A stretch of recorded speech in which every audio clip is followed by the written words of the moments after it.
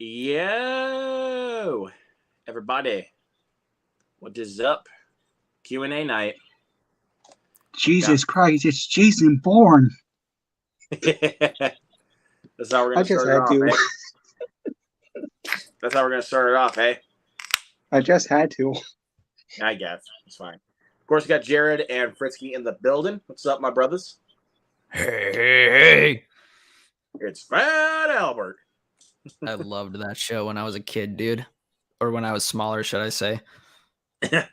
Well, we're still kind of technically kids, but I mean, yeah, like everyone, people all the time, like whenever I say I start a sentence off, I was a kid, they like, I don't know, they give me crap. They're like, oh, you're not, like, still? And it's like, I know what they mean, because like, I know what you mean though, but I'm 20 years old. Like, yeah, I think they know what I mean too. Like they know I mean when I was smaller, they're just giving me a hard time. So that's why I just try to, whenever I talk about something like from childhood, I try to start it off saying like when I was littler, when I was small. There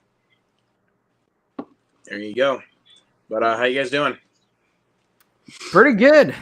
Good. I just wrapped up Under the Silver Lake about 30 minutes ago. First time viewing for me, pretty fresh in my mind still, although it's a very, very layered movie. So I'm still kind of wrapping my head around it. Have either of you guys seen that film? I've heard of it. No. Is that with Andrew Garfield?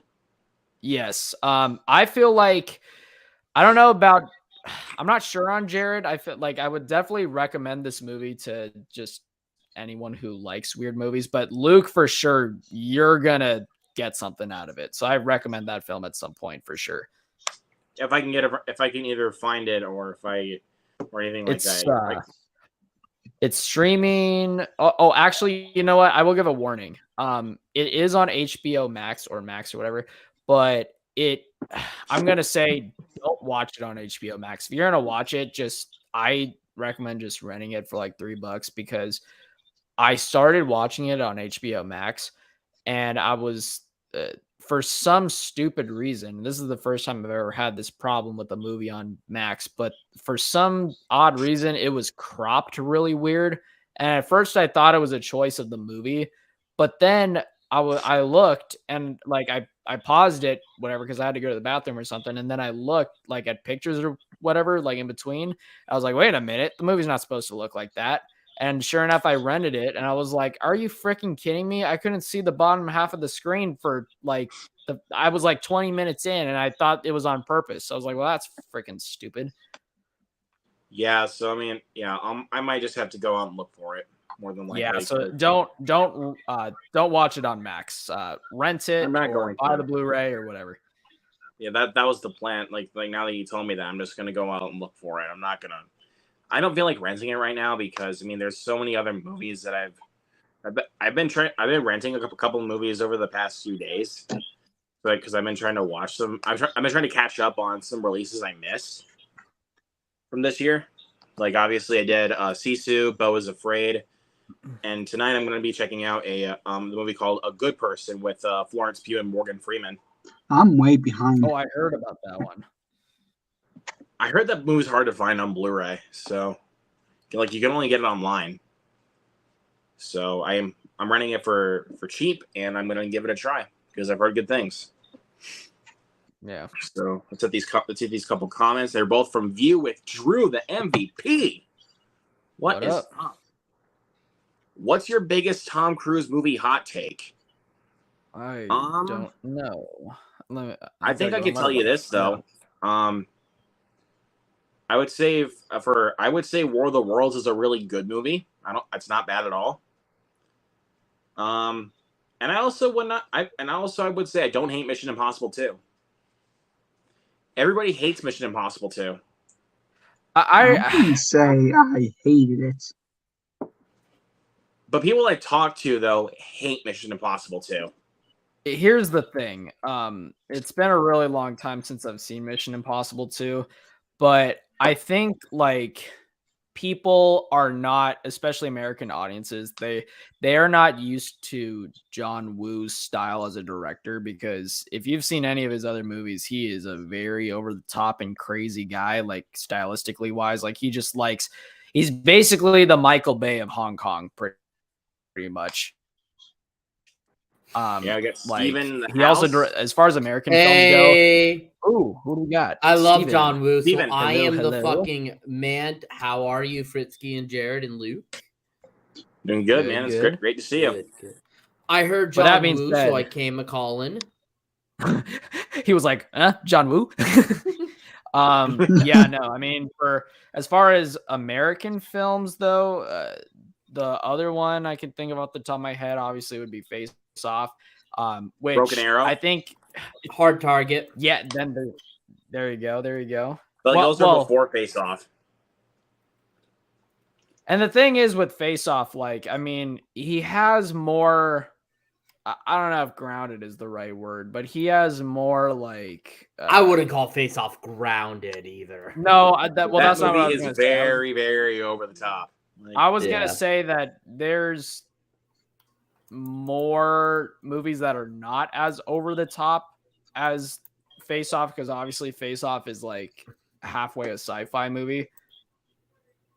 Yeah. So it's like, when you think it's it's a cop thriller, it's more like a freaking like sci-fi kind of. It almost kind of feels like a superhero movie in a lot of ways. Like, I mean, I guess for But yeah, that grounded, being his said- most grounded film is A Better Tomorrow, but even then, that's kind of ridiculous towards the end.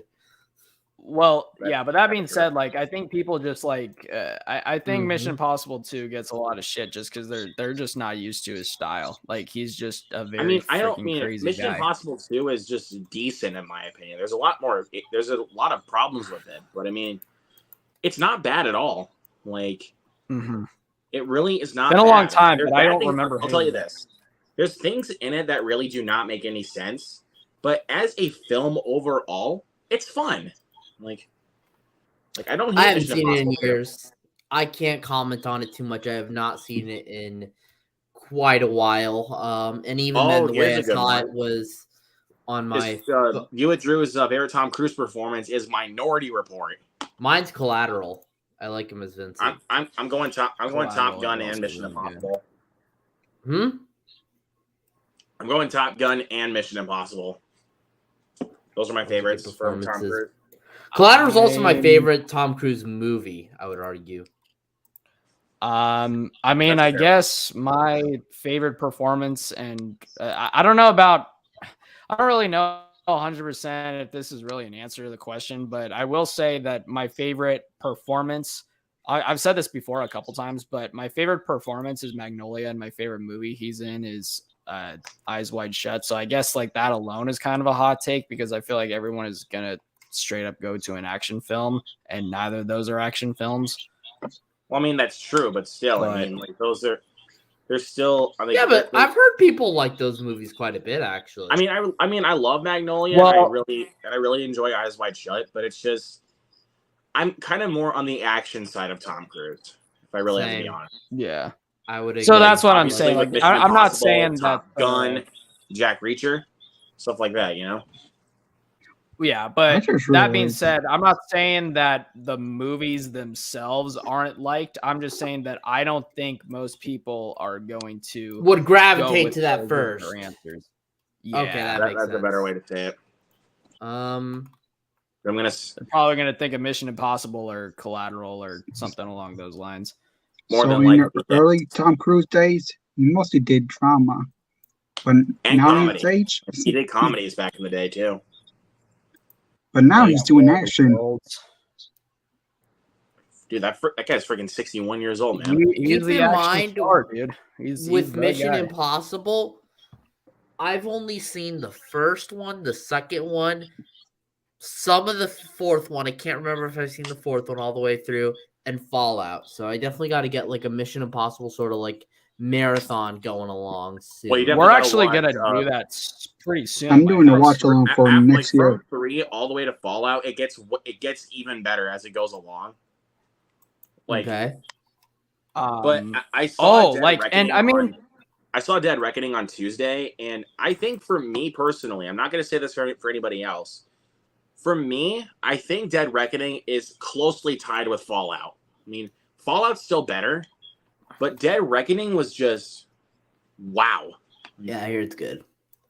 So yeah, freaking good. So for me, I've seen 1, 2, 3. Is Ghost Protocol 4? Yep, that's the fourth one. Okay, I've seen Ghost Protocol, and which one is the one with the plane? Is that Fallout? That's Rogue Nation. Rogue Or is that Nation. Rogue Nation? Okay. So you Okay. haven't I've seen seen everything Fallout. up to Rogue Nation. I didn't see Fallout, and I obviously have not seen the brand new one. You But, definitely need to watch Fallout. You know what? Yeah, we didn't even bring. Speaking of dramatic performances, though, we didn't bring up what is like a really dramatic performance by him. A Few Good Men. That one is a great one. Oh my god, why did I forget that? That's a great one. Rain Man. Oh my gosh. Would 10 you minutes argue long, Tom man. Cruise is a better drama actor or an action star for your guys' take? I'm gonna go with he's. Oh, I'm not gonna say. Okay, I'm not gonna say which one is better or worse. I guess. I mean, I like more of the. I enjoy more of the drama films, like just going off of these titles. But Okay. I'm gonna say though that what is he like? What do I think of him as? I for sure think of him as the action guy. Oh my gosh, Interview with the Vampire, like goddamn. Vanilla Sky. Have you guys seen Vanilla Sky? That's another. I hear one. Vanilla Sky is good. I hear it's a remake, and I hear the original's good too. I think That it's one's called pretty Open Your Eyes. freaking underrated. It's a pretty freaking underrated movie, honestly. Like I need to watch it again, but it was like really freaking crazy. It almost is weirdly kind of, if let's put it this way, if you enjoyed Eyes Wide Shut, you're gonna like Vanilla Sky. They're kind of somewhat. I actually have seen Vanilla Sky. Really underrated movie. What do you think of that film? It's so that one I don't think gets talked about when it comes to like what's the best. I think it got a Tom Cruise performance. 4K Like, recently, no one if talks I'm about not Vanilla Sky. mistaken. It did, yeah. Same thing with Oh wait, why did I forget this one? The Firm. The Firm Why already did I has forget a about The 4K. Firm? He's not the main star of it, but how about The Outsiders? The Outsiders is a great film. That was before he really got his big start. Mm-hmm. You know, It's a huge Jared. cast in retrospect, but that was before they became what they really were. Ralph Macchio. But you know what though? I will say there's still a few on here I've never seen. Like there's still a few essentials on here. I've never seen Edge of Tomorrow. I never finished it. I've never seen Tropic Thunder. Oh my god, what? That's awesome, dude. Okay, I've that's never one we gotta do as a seen- watch along. We gotta show you Tropic Thunder. I've never seen Born on the 4th of July, and then Me either. and this is probably the one I'd be the most excited to watch out of all these, because I'm a huge Scorsese fan. Color of Money. Never seen that one either. Never seen that. Well, you gotta watch you haven't seen The Hustler? The Hustler, I don't think so. You have to watch The Hustler before you watch The Color of Money. Oh, there's Because There's The Color also- of Money is the sequel to The Hustler. Oh, I actually didn't know that. That's I forgot actually true. I forgot about this movie, American What? Made. American Made, yes, that movie's so underrated. Love American Made. Why did I not think about that one? I did not know this was that Color of Money was a sequel. It is. It is a sequel to The Hustler. Huh. Yeah, I more you guess I know. better watch it first then. Well, you want to you actually want to know how I knew that? Huh. Because of Chris Stuckman. Oh, really? Because of his Blu-ray collection, when he showed The Hustler, and then he said the sequel to The Hustler, The Color of Money. And I was like, wait, The Color of Money is a sequel to The Hustler? I think I heard of that from him too. Also, I really want to watch I want to watch both The Hustler and The Color of Money. what was I gonna say though, Jared? To answer your question about Oppenheimer, more like the question is, who do you think is gonna win the box office that day? Either Barbie or Oppenheimer. Yeah, which one do you think? My money's going to Oppenheimer. I'm going Oppenheimer. I'm going Oppenheimer. Even though I'm gonna be seeing, That's even though actually I'm gonna kinda see Barbie hard. first, I still want more money to go to Oppenheimer. I don't I'm know. only seeing That's Barbie that's first because tough it's shorter. because So I feel like Oppenheimer, like with Barbie, a lot more people are able to see it, like seeing as how obviously it's a family friendly film. not really. So that's kind of where I'm like, I'm not sure. Barbie's not really family friendly, dude. If you look at the trailers, like with a lot of the jokes they pull, it's pretty adult. Well, just Yeah, 'cause but they you're slide gonna- it, but to be fair, Yeah, but you're And- gonna get a lot of kids though with yeah, Barbie. but Like, listen, here's the Yeah, thing. because it's Barbie. Here's the thing, though.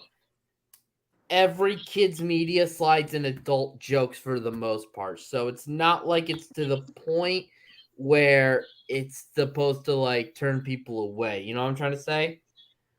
I get Like I even guess, but SpongeBob had still. like dirty jokes in it if you really think about it. If you really think about it, hell yes. But this is Barbie though. This is way different from SpongeBob. Oh, I mean, it's still the I same didn't even know age this was range, gonna I'd be argue. rated PG-13. I'm not gonna lie. So that like, I mean, I know some parents out there who are gonna get kind of iffy on it being rated so high. And I'm saying, and even though obviously I don't give a shit like what a movie is rated, like a lot of times I don't even look, but like That was the one That's I was kinda honestly crazy, most though, interested in to see what it was going to be rated. That was the one I was most interested in. It's rated well, PG. it's just kind of 13, crazy that a but movie based off of a piece of merchandise that's obviously geared towards people who are much younger than 13 is what's kind of yeah, it's crazy to me. rated PG-13, but the adults still going to bring their kids, little kids. Yeah, I don't they know. will. They will. Yeah, but I'm just saying though, I would just put my money all on Oppenheimer. Because also All right, because a what lot of about people are these fans other of comments here? like Christopher Nolan's like also a household name, so it's like I could see them. Robert Downey Jr. is in that film. Oppenheimer. Yeah. Doesn't really matter. Anyways, Anyways. I Well, really like how he played a character that wasn't just a cool action movie hero. He had a past that made you feel similarly for his character. He's talking about Minority Report. Minority Report, yeah. Love that movie, and I do agree with you, Drew. And Gravy X Train says my favorite Cruise performance is in Dead Reckoning Part 1. Interesting. Nice. I've Not my heard he favorite. has a lot of good character. Heard he's got a lot of great character development in the movie. Yeah, he does for sure. But again, you just have. And also, it's not gonna end. I'll just say this: it's not gonna pull across the Spider-Verse on you, where it's like it ends on this What? cliffhanger. Like, Oh, Dead Even though it's Reckoning Part called- 1?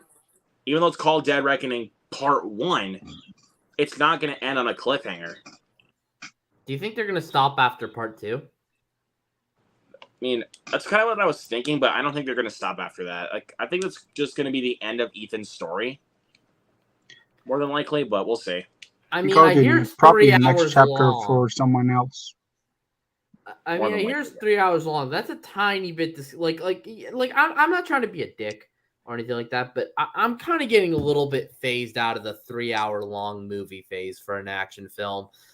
I thought it was great with John Wick 4, but I don't know. I mean, does Mission I don't Impossible? know. You were saying, Jared? Hollywood's been making 3-hour, 2-hour movie, which is not good. Nobody really has that time.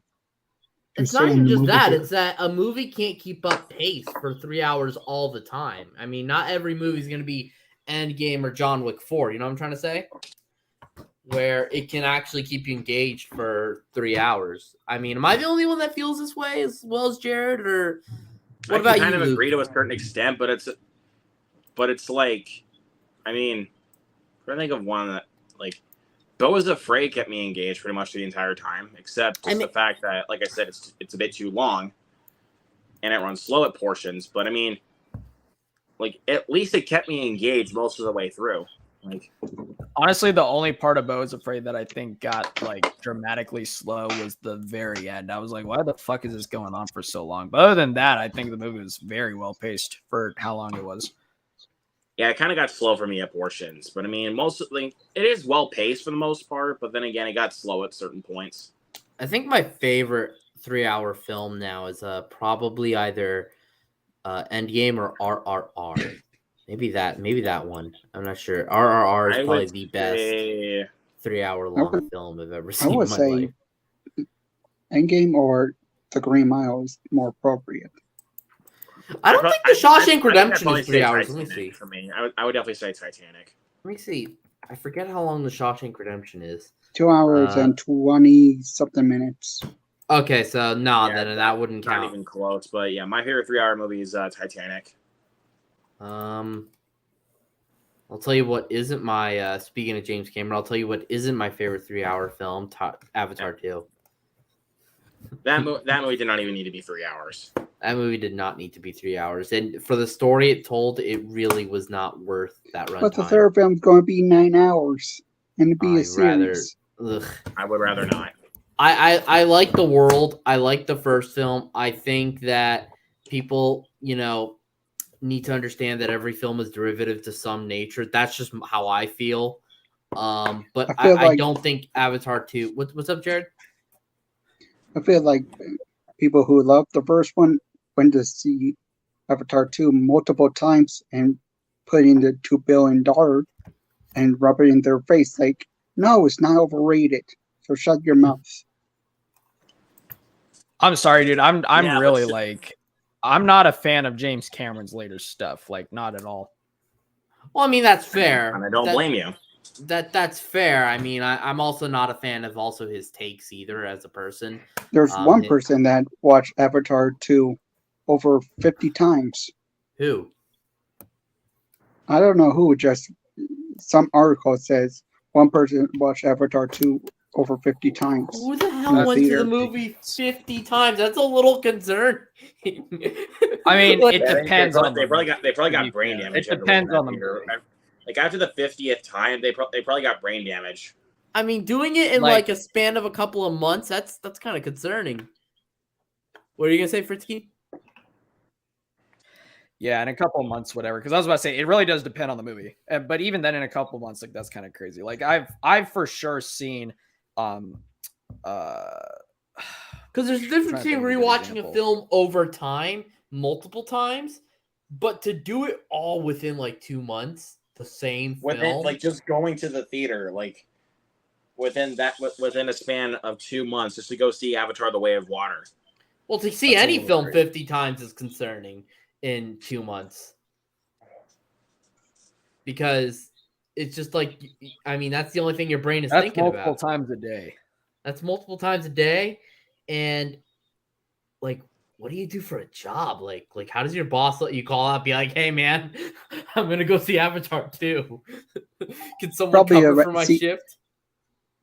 I'd probably take a day off for 2 months and watch it over 50 times. Speaking The of funny thing is, though, actually, I got something funny to tell you guys. what? My theater did not even my theater didn't even keep Avatar: The Way of Water long. Seriously, I'm not even kidding you. They kept Puss in Boots: The Last Wish longer than Avatar: The Way of Water. Like my theater Really? kept that. Yeah, they kept The Last Wish longer than Avatar. Maybe your That's theory- If you shock. ask me, if you ask me though, well deserved. It's a much better movie. Maybe your theory Of course, and it's preferred actually a Puss in movie Boots. that is like, even if you got to see it like a bunch of times in theaters, like that one, I'm not even going to be concerned about because Well, I still wouldn't see it like 50 times in the span I of don't 2 even months. care. It's a better movie. Yeah, that's what I'm saying though. Like I it's do fucking not give a great. shit that I was not the. Like I really do not care that I was not the age audience for the movie. It is a better film than Way of Water, in my opinion. Like by a long shot. Way, like I'll tell you this, it's way better. Way better. Like because It was plus, really you can good. actually watch The Last Wish multiple times and not get bored. Like I will say though, when I went to the theater to go see it, I was like the only person there, which was kind of funny, but also very relaxing because because when I went to go see Across the Spider-Verse, that was a living hell because those fucking kids will not shut their goddamn mouth and yell across. Like these were the kind of kids That's the that probably problem. Age limits. no. Here's the thing. I said kids, but you know what I meant to say? These were young adults.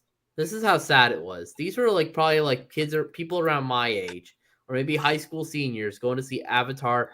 I mean, not Avatar, Across the Spider-Verse in the theaters, and they were acting like 5-year-olds. That's like sad. Like, what are you That doing? That is Did a you, living hell uh, right there. Did you greet Lance Jackson? Oh, sorry about that. Yeah, I was trying. Yeah, sorry about that. You can see the You can see the comments on the computer. Oh what's going God, on? I'd Lance? rather barf. Tyler Perry's. Oh no. Medea family reunion. Hell no. No. What the hell is that? It's you do not want to know. I'm looking it Whoa. up right now. Oh What is God. this? Tyler Perry Medea family reunion. Are you really looking that up? Good God, man. Yeah, I am. What is this? Hold on, I'm gonna find out. Look, we shout on Avatar 2 a lot. Avatar 2 I'd watch a million times over. Oh, that kind of this one. Wait, Yeah. can you wait, yep. Is this the same one who made that Boo movie? Yeah, same Boo guy. bitches. Oh God. Oh, Like God. those, like I honestly think the first Medea Halloween is kind of funny. Like there is some funny moments, but the second one sucks. I'd rather watch paint dry than have to sit through Tyler Perry dress up as a woman. I didn't know him by name. I know who it is once I looked this up. Like, yeah, no, I know. I obviously recognize this. Like, Come on now, get out of that box, Whack. Oh no. yeah, but I'll tell you. Mm-hmm. I'll tell you the better version of kind of his gimmick though. Big Mama's House. How do I keep? God, it's probably Never Those seen it. movies are really those movies. Like, okay, they're so silly, but they are freaking. Some of them are so stupid. It's funny. Freaking Martin Lawrence. dressing up like an old lady. I think A I'm big good. one too. Yeah, I'm Big Like Mama. it's basically like Mrs. Doubtfire meets like a cheesy cop movie from the 2000s is exactly what they are. But some of them are so silly that it's actually like they're kind of fun. Man, I love Mrs. Doubtfire. Love that. But think about how creepy that movie really is, though. I mean, Like, it's like he could have gone about it a different way, but it's still a heartwarming movie though once you put the interesting choices aside. Yeah, but like if you really think about how creepy that is, like seriously, it's a father who dresses up like an old lady so he can have visitation rights with his children. Not even Really visitation think about that. rights. Well, he got divorced and he wanted and then like No, but I'm saying like that it's not even those wouldn't even be visitation rights. Like he's kind of like he's cheating around the system. that's kind of what I was meaning. Like kind of meant it Being that way. able to see him.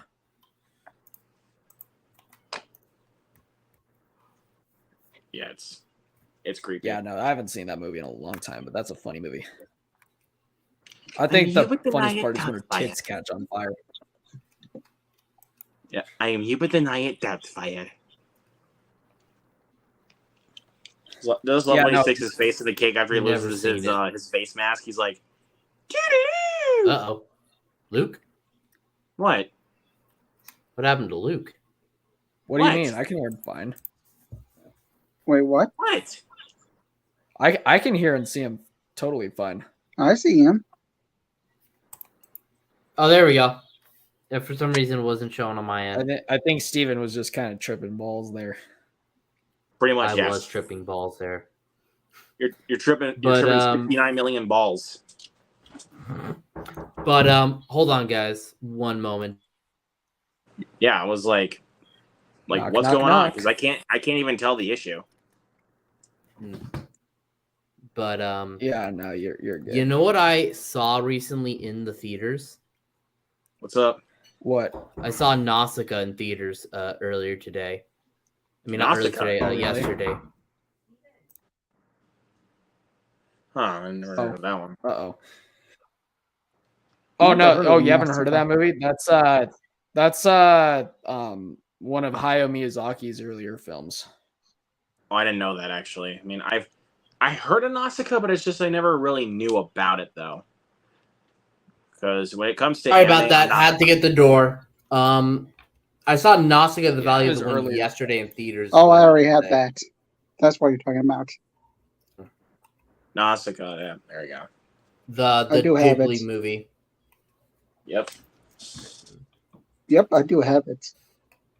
I enjoyed it, but I have yet to like love a Ghibli movie. I like Spirited Away a lot though. Oh, really? Yeah. Yeah, Spirited Away is in my top 10. Mononoke is in my top 20 something. And then Totoro's for sure, like top 50 somewhere. Definitely got to see Totoro. Totoro. What is that noise? It's Medea Halloween. Oh God. I love that. Let something jump up out of the damn box. Dude, I Pops out a clown, dude. A clown pops out of the box and she knocks it out. Like, gotta knock the hell out. Like, oh my god. I don't know why it's taking so gosh darn long for tickets to show up for near me about Old Boy. Wait, they're doing a Phasma event for the original Old Boy? No, it's not even that. It's they're re-releasing the film on 4K for the 20th anniversary. Like are they gonna release it on 4K Blu-ray here in the States, or are they gonna release it in like a 4K presentation in theaters? Oh shit! Well, let me see. Well, Hold Neon is on. going to put out a 4K release because they bought the US rights to it. That's why you couldn't stream it in the US forever. But they recently bought the American rights to it, so there will be a physical release. There's even word of a possible Criterion copy coming out, which I will be the very first to buy that. But I will definitely grab that I'll as grab well. that one. But before that, though, they're putting the restoration to the theaters, and they did the same thing for Lost Highway. Oh, And I got a cannot wait Criterion. to see that remaster. Let me in hit theaters. Let me me hit see these that. comments from Vino. What I do you am think of the looking new? up the tickets. What do you for think it. of the new Insidious? He said he loved I it. haven't seen I it. hated it. It sucked. I need I'm to so- find I'm it. sorry, Vino. I hated it. It was terrible. It was so He boring. secretly means he loved it. I'm just kidding. No, man, Have you I seen hated this it. It was fucking I haven't terrible. seen Madonna? Sakura. No, You I wa- haven't seen It's yeah, Sakura. actually Jared really watched, good. watch that recently. I'll have to check out Sakura then, if it's It's in really my good. top 5. Of the year? Yep, Oh wow. for now. Oh my I'll Craig, take I've your never word seen for the it. film. Yeah, no. Insidious 5 was so boring. Sorry. You know, I haven't seen it. so well, much. go, Jared. They put out a trailer for a movie called like Eye for an Eye. That looks good too. That's Wait, like another martial arts flick. is it a new movie? It's a new movie, but it's about like this blind swordsman, kind of like Zatoichi, but I think it's Chinese. Oh, I thought It's a sequel. I've heard of that title, but it was not the movie I was technically thinking of. Though I was thinking of It's the a one sequel with, to The Blind Swordsman. No, this I was is thinking of the- I was thinking of the one with Sally Field and Kiefer Sutherland from the 90s. nah, this is a martial arts flick. Okay. I heard it was good. I gotta I check don't it really out. pay attention to those kind of movies, though. I'm just saying. No, that's cool. I get you. Again, I could spend my time watching some good indie films. Well, hold on. There are some good martial arts flicks, to be fair. I know. I just watched Triple Threat. Okay, I was just saying. No worries. I know. That's why I was saying that. I literally just watched Triple Threat. Oh, did you like it? Really, really kick ass. Like, it was It's really a good. fucking awesome movie, isn't it? Really good. Didn't What's love it. Grenade launcher explosion. Holy I shit. didn't when you, love it, but it was really good. I really, really enjoyed it. Wait, I what recommend is if it you we were like talking that, about? check out Avengement. Oh, we're talking about a It's a martial arts martial arts flick. movie called Triple Threat. It's really fun. Okay. I bought that So on it's Eye Blu-ray. for an Eye, The Blind Swordsman. Yeah, but I don't think it's a sequel to that, Dweet. It is a sequel. It doesn't say it on Letterboxd. Plus, Zatoichi's Japanese. This is Chinese, I think. Yeah, sorry if I'm not. My favorite martial arts film is probably Karate Kid. Mine is The Night Comes for Us. What are you talking about? The original? Yeah. Good. Boys, I'm going to be right back. I'm going to go to dinner, and then I will see if I can pop back in. Is that okay? That's totally fine. Perfect. I'll be right back. Yeah. Again, I'm just trying to grab. I mean, from what I remember, I don't from what like when I saw the remake or whatever, I mean, I didn't hate the Jaden Smith one. I thought it was okay, but obviously the first one is supremely better. The original is an absolute, like, it's a certified classic. Like, But for what it is, I mean, it has fucking Jackie Chan in there, so like it's that's what makes that film that watchable. alone. I'll just say that. That's what makes the film watchable is Jackie Chan. Like that's what I'll Jaden say. Smith is just a little fucking brat, dude. Like That's what I'm saying. Like that's the reason why I almost never wanted to watch it, was because of him. But because Jackie Chan is in it, I can watch it. Like I can watch it just because the only reason the only movie that I like Jaden Smith in is Pursuit of Happiness. That is a great fucking movie. Yeah, I think it's really just going to be everybody's answer. Like, let's be real here. Because, I mean, he was god-awful in After Earth. I was about to say, except for your diehard Shyamalan fans, because there's a lot of those. Yeah, but he was terrible in After Earth. And, dude, that was directed by Shyamalan. That's what I'm saying. God, I hate that movie. Like, he's like say that because it's directed he by is Shyamalan. the definition of a hit or miss director. Like, I don't think anyone comes close to a hit or miss, the definition of hit or miss like Shyamalan, because he's made some of the best movies ever and some of the silliest movies ever. And not to mention some of the worst movies. Like he made freaking Last Airbender, and that was a steaming pile of dog shit.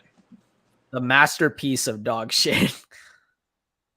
Or what Jeremy Johns likes to call it, the epitome of dog shit. How's that? I do need to see The Happening, though. Like, I know it's very... Oh my God, dude. Like, okay, all I gotta say, you better, like, when you watch it, you better have the intention to laugh. I was about to say, like, I need to watch it as a comedy, not take it serious. Do not watch it as a horror movie. Watch it as a comedy, because if you watch it as a comedy, it is freaking great. We should do that, dude. Yeah, that one. But speaking of Shyamalan, though, I was actually thinking about doing a couple of Shyamalan watch-alongs in case because I think he has another movie coming out in a couple of years. But again, I don't know because of the strikes going on. But we shall see. Like definitely. I've never seen. Well, the couple I do need to see. When it comes to Unbreakable, I've only seen the first one. I didn't watch the other two. I need to watch. I mean, you've been asking me to watch Old forever. Well, and I just want to see which side you land on, like, because, like, it's kind of like Beau is Afraid in some ways. Either you love it or you despise it. Like, yeah, that's kind of what Old is. Basically, it's very divisive. And I need to see The Village as well. Never saw that one. The Village is okay. Like, it's not bad at all. I mean, the Village is fine. Not great, not terrible, just fine. Yeah. That's really the best I can really say about The Village. The Village. Yeah, I will be right back. I'm just grabbing a couple things. All right. Now I'm taking over. So howdy for my screen. Okay, I can't display the comments, but we can respond to them. See, I think his original stories are better than his. I'm assuming we're talking about Shyamalan. I'm guessing so. I mean, yeah, I would say so. That's kind of the way that things land. Let me see. I liked Old Until the Ending. I liked Knock at the Cabin. I think his original stories are better than his adaptations. Yeah, I'm not gonna show the comment that he posted because that might be a spoiler, because that is a spoiler. Yeah. So I'm not gonna just don't look at that comment, man. Because I believe it or not, I did not. So you're good. Okay, I was about to say because that is a spoiler. Like I didn't read it, but I saw it, but I didn't read it yet, so I'm good. Good, because that is a spoiler.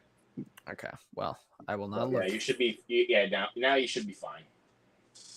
Again, I'm just trying to make sure I got everything. For a minute. What are you just gathering your movies? Just a second. You'll know what it is. All right. Like when I feel like because again I got a lot of shit, dude. Yeah.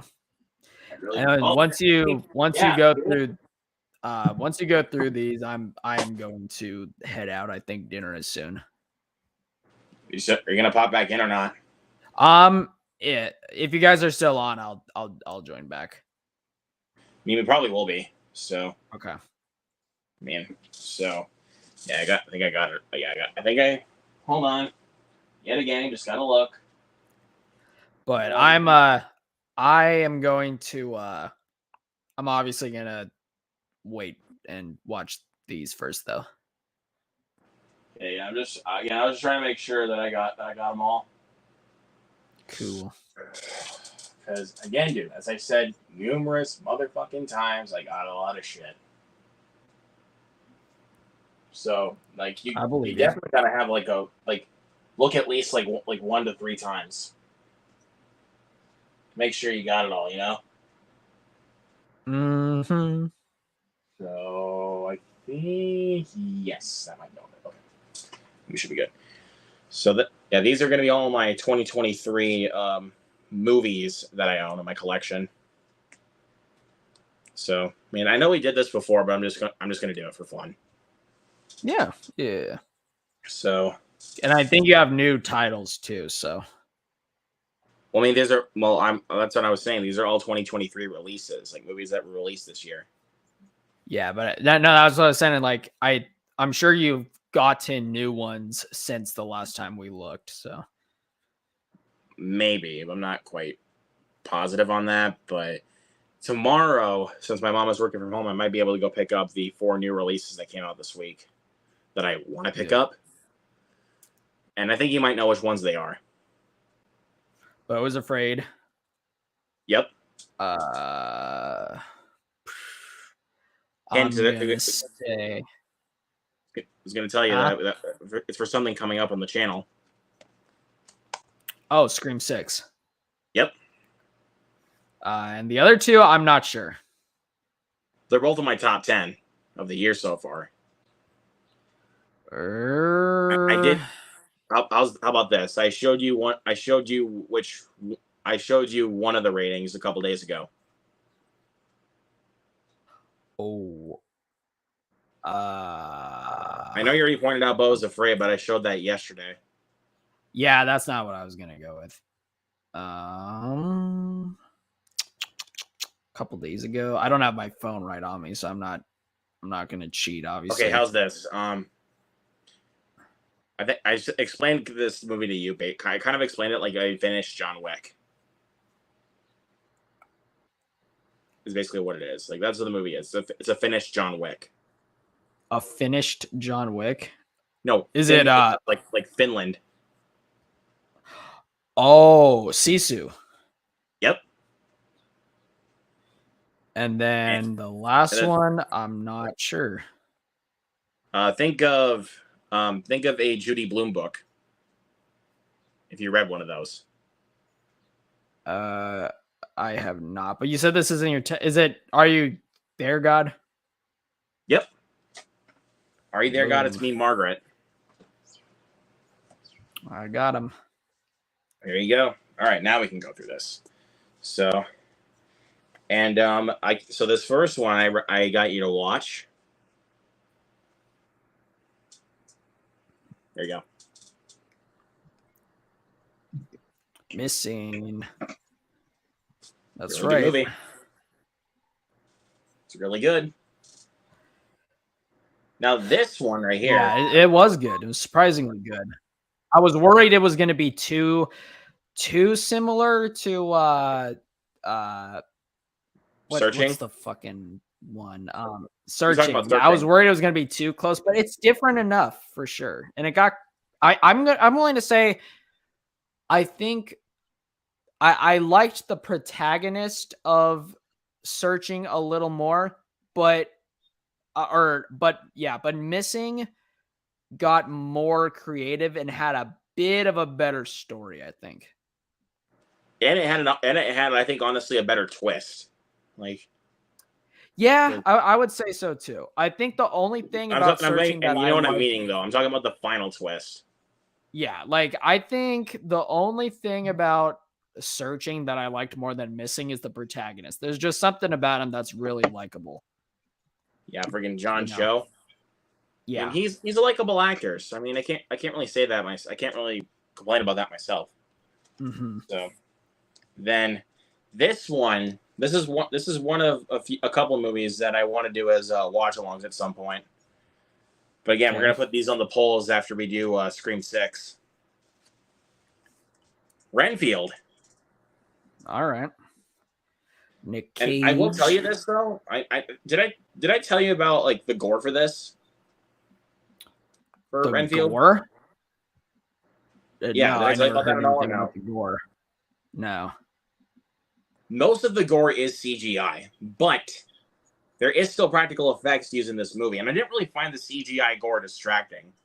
Like, Oh. I kind of Huh. did. I didn't really find it all that distracting because I mean I was just having a blast. Like, Yeah. just like I'm just letting you know that most of the gore in the film is CGI. But I mean, The that's CGI wasn't does that really really bother? abstracting I'm with just saying, Fritzky though. Like, 3.5. just asking for Fritzky though. Like, does that really bother you at all or no? I mean, I'm not expecting a whole. I wasn't really expecting a whole You're glitching, dude. Renfield to begin, so like, not really. Okay, I was just trying to Am I good say now? like because. Oh yeah, you're good. You were just glitching for a minute. No, I was just gonna say I was I'm just not. saying, though, I like- wasn't expecting a lot out of Renfield to begin with. Let alone I wasn't expecting a lot of gore. So it's like, no, that doesn't really bother me. Okay, good. I was just trying to say because like if it did bother you, then we won't do it. No, it's cool. Well, that's not something that's gonna That's all stop I'm me, saying so. because I just didn't like. I just had to tell you right away, just in case, like, if that bothered you, and if you didn't, like, if that bothered you, we won't do it. Like, Nah, it's all good. but I can tell you that this one will definitely be on the polls for sure, and I think this one might be the clear winner, but we'll see. We shall see. The Super Mario Brothers movie. Ooh. Okay, because this is one of them I'm going to put on the first poll that we're going to start with. This one I can't really confirm it yet, but I can already kind of signify that this one might be the winner because it's a much more newer release, and a lot of Right. people love the Mario Brothers. So I can't. I mean, again, not going to toot my own horn here, but just a prediction, you know. It's a hunch. In 2 Good. days, I will do the Lego movie. Also starring Chris Pratt.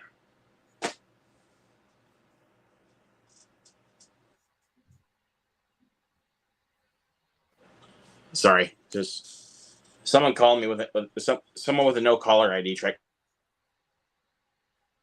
Oh, okay. Okay. Someone's trying to call. Who him. excited for the Lego movie? Watch along. Like, okay. Okay, sorry about that. Just oh yeah, that's right. Steven did tell me about the practical effects that were used in Renfield. Yep, like I will, like Fresky, I will tell you, like when they were using practical effects when we get to watch Renfield. Yeah. So we got a couple DC animated stuff. We got Batman: The Doom That Came to Gotham and Legion of Superheroes. Oh, okay. How do you call it again? It sounded it was actually a random number, and whenever it says no caller ID or if it's a random number I don't even fucking know, I don't answer that. Like I don't When the answer strangers me neither. calls. Me neither.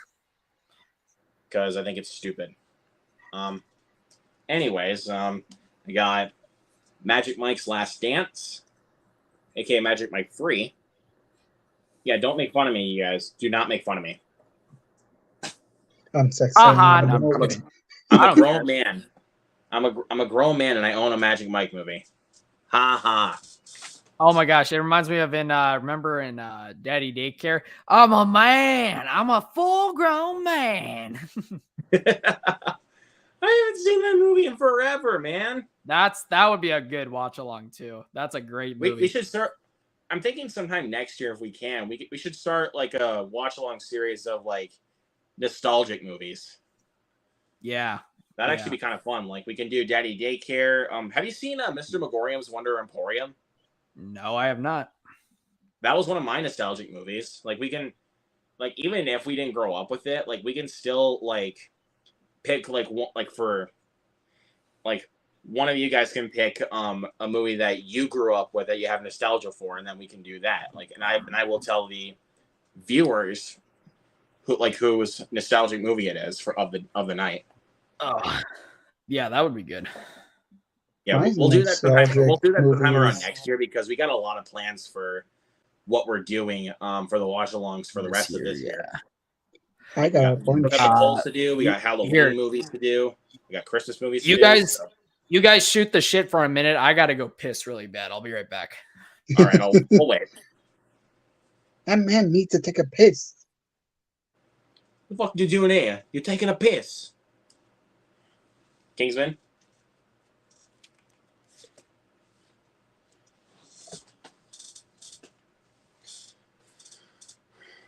So yeah, I got a bunch of watch alongs. Yeah, you got a lot, man. But it keeps on changing. It's not really official. I mean, that's not really going to be official for me either, but again, we're still like we got plans for this kind of stuff for the rest of the year. Like even for me, like just like for stuff that I want to do.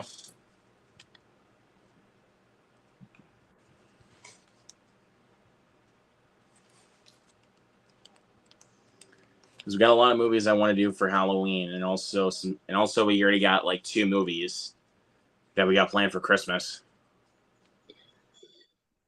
which are basically gory Santa Christmas movies, basically. I don't know if I'm going to include Ice Age. I don't know. Oh, actually, now that I thought about this, now that I thought about that, we're doing gory Killer Santa movies for our first 2, Violent Night and Christmas Bloody Christmas. I was thinking we could do the remake of Silent Night. I was thinking about that one, and it's called Silent Night, but it's a remake of Silent Night, Deadly Night. Is what it is.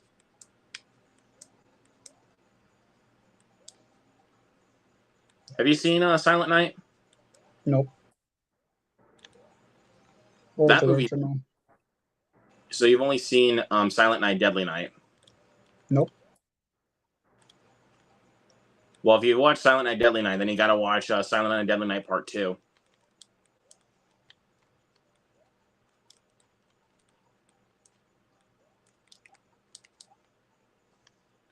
one of the best worst movies ever.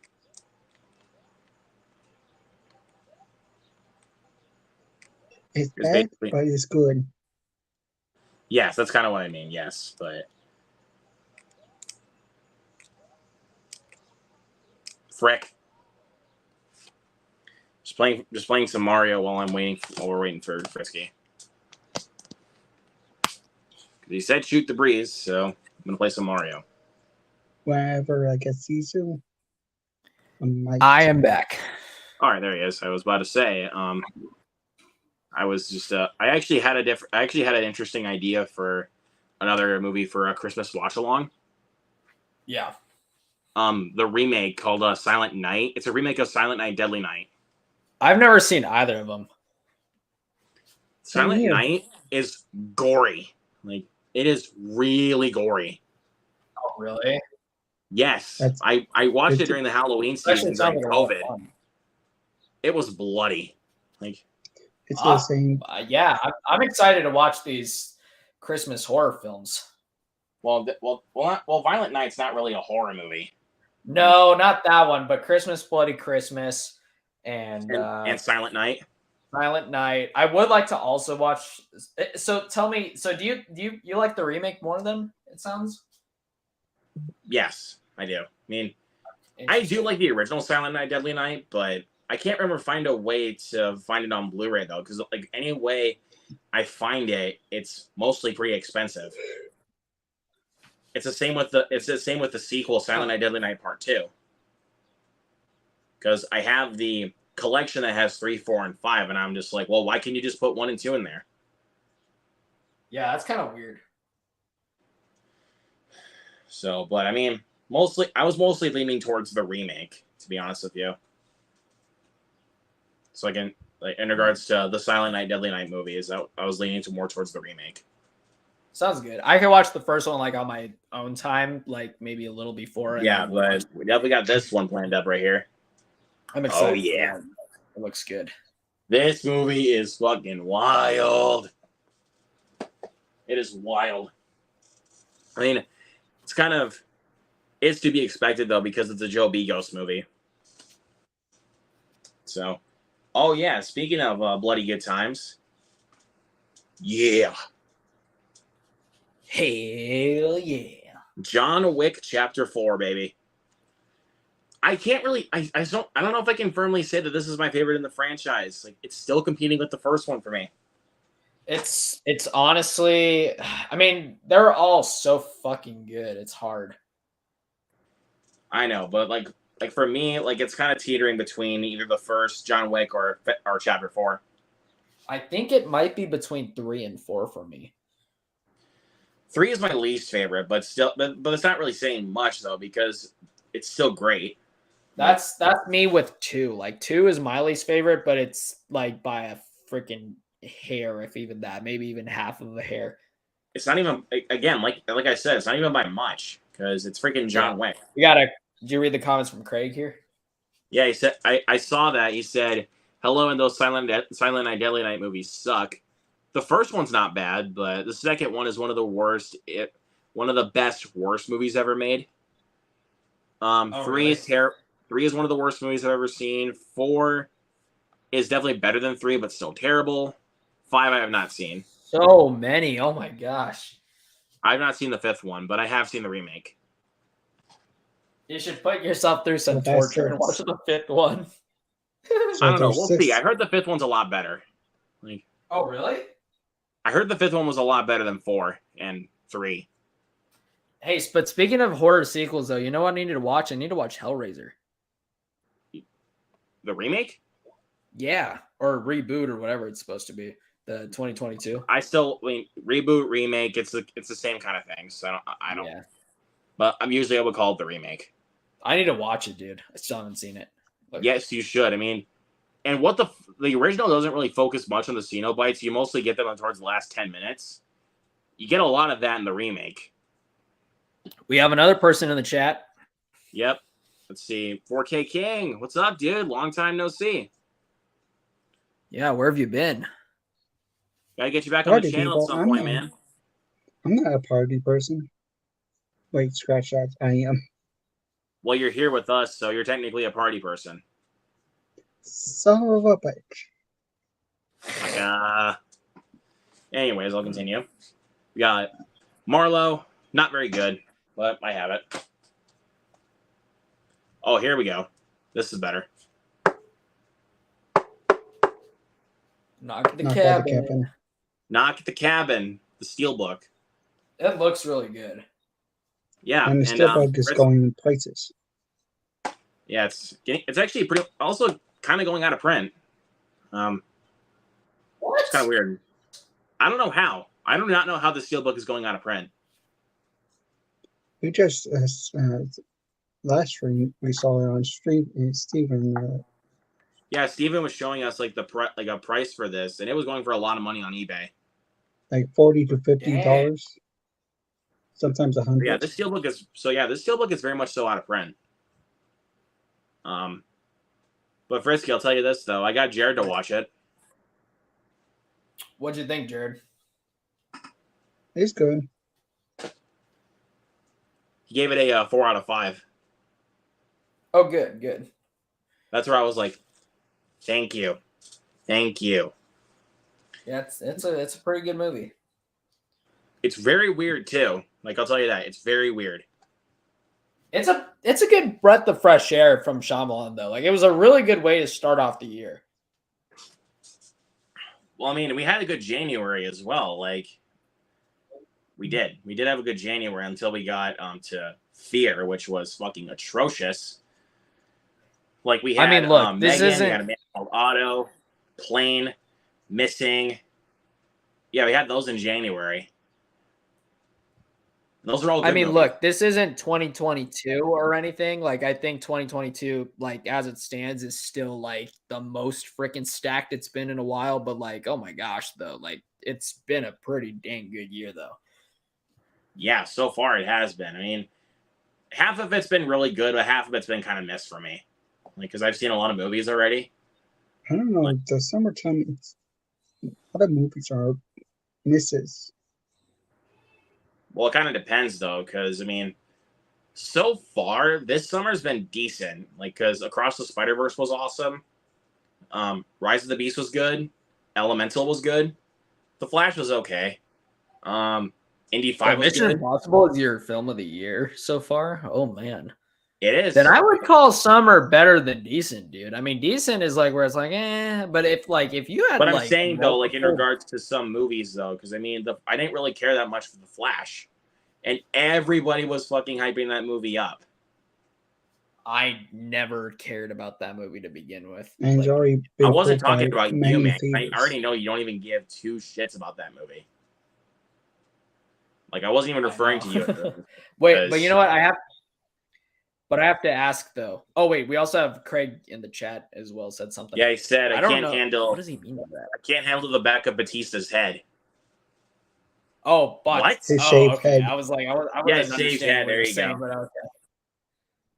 Yeah, because I mean, because you can tell, like, on the steelbook that, like, right here, even though it's like it's not showing like who they are, but you can tell that this is Batista. You see that right here? Yeah. Yes, we Well, all not can even see. just his head; it's his size. Yeah, it's his size, dude. Like, he's freaking jacked. Well, what were you gonna say, Frisky? Oh, I was just gonna say. So I gotta ask. So, if you guys have any at all, if you guys saw my short film, do you guys have any feedback at all, or what'd you think? I haven't been able to watch it yet, but I will. Oh, really? Don't worry. I just didn't have time. So by the time All you good, all released it, good. I was leaving to go see. Wait, did you release it on Tuesday? Yeah. Yeah, it was by the time I was leaving to go see Mission Impossible, so I didn't have time. Oh, or wait a minute. No, it was yesterday. It was yesterday. Yeah, I forgot about it. I'm sorry. No, you're good. I just wanted to see if you guys did watch it, what you thought. Yeah, I haven't been able to watch it yet, but I will. Yeah. But I mean, it is on your channel, so I will watch it. Yeah, whenever you get time, let me know. Yep, I will. I will And, soon get and- things cleared out so I can add it to Letterboxd for And people let's see. to rate or review or whatever. Yeah, Yesterday, did the watch along for Pacific Rim for their 10-year anniversary. Yep. It's still kick ass, dude. It's still good. Just don't watch the sequel. Okay, yeah. Do we have any? So did you have any other Blu-rays? Yeah, I had more, but like it's seeming like you got to get dinner. No, we can still watch the rest though. No, Goose just came in and told me I had a package. Oh, You got a package? You got the letter. You got the letter. You just got a letter. You just got We a just letter. got a letter. We just got a letter. Let's see who it's from. I don't know Classic. why, but after you said I got a package, it just randomly popped to my head. It just randomly popped into Blue's Clues. Like, that's kind of funny. Anyways, we got Operation Fortune, directed by Guy Ritchie. Like, you can tell from this cover right here that this is pretty much a Guy Ritchie movie. Yeah. So he come out with 2 movies this year? Yeah, one that's very, very much so like the Guy Ritchie movie, and the other is not at all. Like, The Covenant. hold on. But next up, I got Jesus Revolution, which I actually did watch. Glad you enjoyed it. It was good. Didn't love it. Just saying, didn't love it, but it was good. Yeah, it's I honestly wanted to love it though, but man. But honestly, but then again though, like I don't review those kind of movies though because you're gonna get mostly bad feedback from conservative like religious people. Like that's the reason why I don't really review those kind of movies because you're gonna get bad feedback like regardless from either conservative Christians or even just normal like religious people. Mm-hmm. I mean, So I didn't love it, but I still enjoyed it though. That's what I was. Again, that's what I'm saying because like people are just gonna call you Satan for no reason.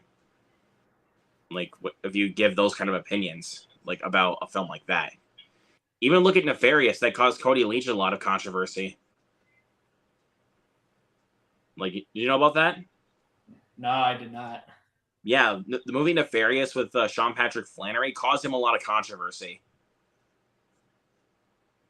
Like he was getting comments from Christians, religious people about that film. He does not like Nefarious. And it's like, guys, how about just respect it and also understand the demographic that it's made for? Yeah. Anyways. And now you just spoke on it. Here is The Covenant. I mean, I'll at some point give more of Guy Ritchie's films a chance. It's just I don't know. The only one I've seen was Wrath of Man, and I'm not gonna lie, I wasn't too huge on that movie to be honest. Well, this is the least Guy Ritchie film that you'll ever see. This is nothing like his previous works. I'll just tell you that much. I think you said you liked that one, it's though, nothing. right? It's nothing like what else he made. I Like, think that's my only Guy Ritchie's movie I've seen. yeah, Craig that's another said one I got him to Craig watch. said something kind of funny in the chat. What's that new one coming out with Matt Damon in it about that bomb or something? Well, it's not. Not starring Matt. It's starring Cillian Murphy, but Matt Damon is in it. It's Oppenheimer. Cillian Murphy. I think he meant that as sarcasm. I know, but still. But what were you saying, Frisky? Were you saying something about the Covenant? No, that was all I had to say. Yeah, but again, as I said, I also got Jared to watch that one, and he really enjoyed it. So then we got 65, and for some reason, this slipcover is already out of print. Oh, really? It's a Sony release, so I mean, it's not really that surprising. Mostly Sony slip covers mostly go out that quick. Yep. And then we got Megan. The first big, like really big hit of the year. Like this film blew up. You know, the actress was at she was at Mad Monster as well. I didn't meet her. I didn't bother going up. Are you talking about Allison Williams? Yeah, she was there. Really? Yeah, because you saw I You saw when I went and I met David Howard Thornton. And you got a signed copy of Terrifier 2. Yes, I did. But yeah, she was there too. I didn't bother going up, like I said, because I haven't seen Megan. But yeah, no, she was But there. you've seen Get Out, and she was in Get Out. Oh, was she in Get Out? Yes. Oh, okay. Here. I didn't realize that was her. Oh, wait, no. Okay, I didn't know the actress name. It's the little girl. Oh, Violet McGraw. There you go. Yeah. It's Violet McGraw. That's Madeline McGraw's little sister. Okay. And here's another one that we're planning on doing a watch along for at some point. This is definitely going to go on the polls. Cocaine Bear. Cocaine Bear. Yes, sir. And we're getting a lot of ripoffs. We have freaking Cocaine Shark. What else do we have? Cocaine Cougar. Yeah, and Cocaine Raccoon. Cocaine Raccoon. Yep. People just need to stop being like, oh, this movie was so popular, made a lot of money. Let's make ripoffs. And there was another one like Cocaine something. Dude, it's just like, come on, man. Like, this is a good movie right here. Like, I don't know, like, why filmmakers were just like, let's make Cocaine Bear ripoffs. Anyways, All right, fellas. I unfortunately have to get going to dinner, so I'm gonna have to call it here. But if you guys are still on, I will join back. Yeah, we still could be on. I know for a while. Grant is coming in a couple of minutes. Yeah, he did text us. So Okay. All right. I'll talk to you guys later. yeah, he just left. I was gonna keep going with this, but now that he left, I can't.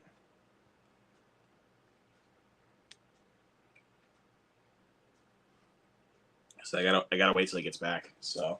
Oh, have you seen the new Godzilla trailer? No.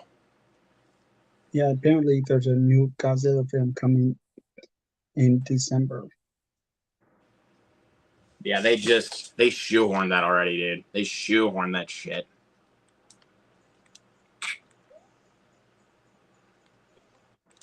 I think it's called what was it?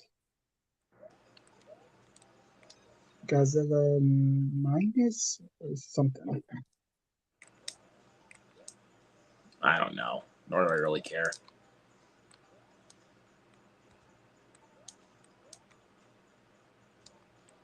Oh, Godzilla -1.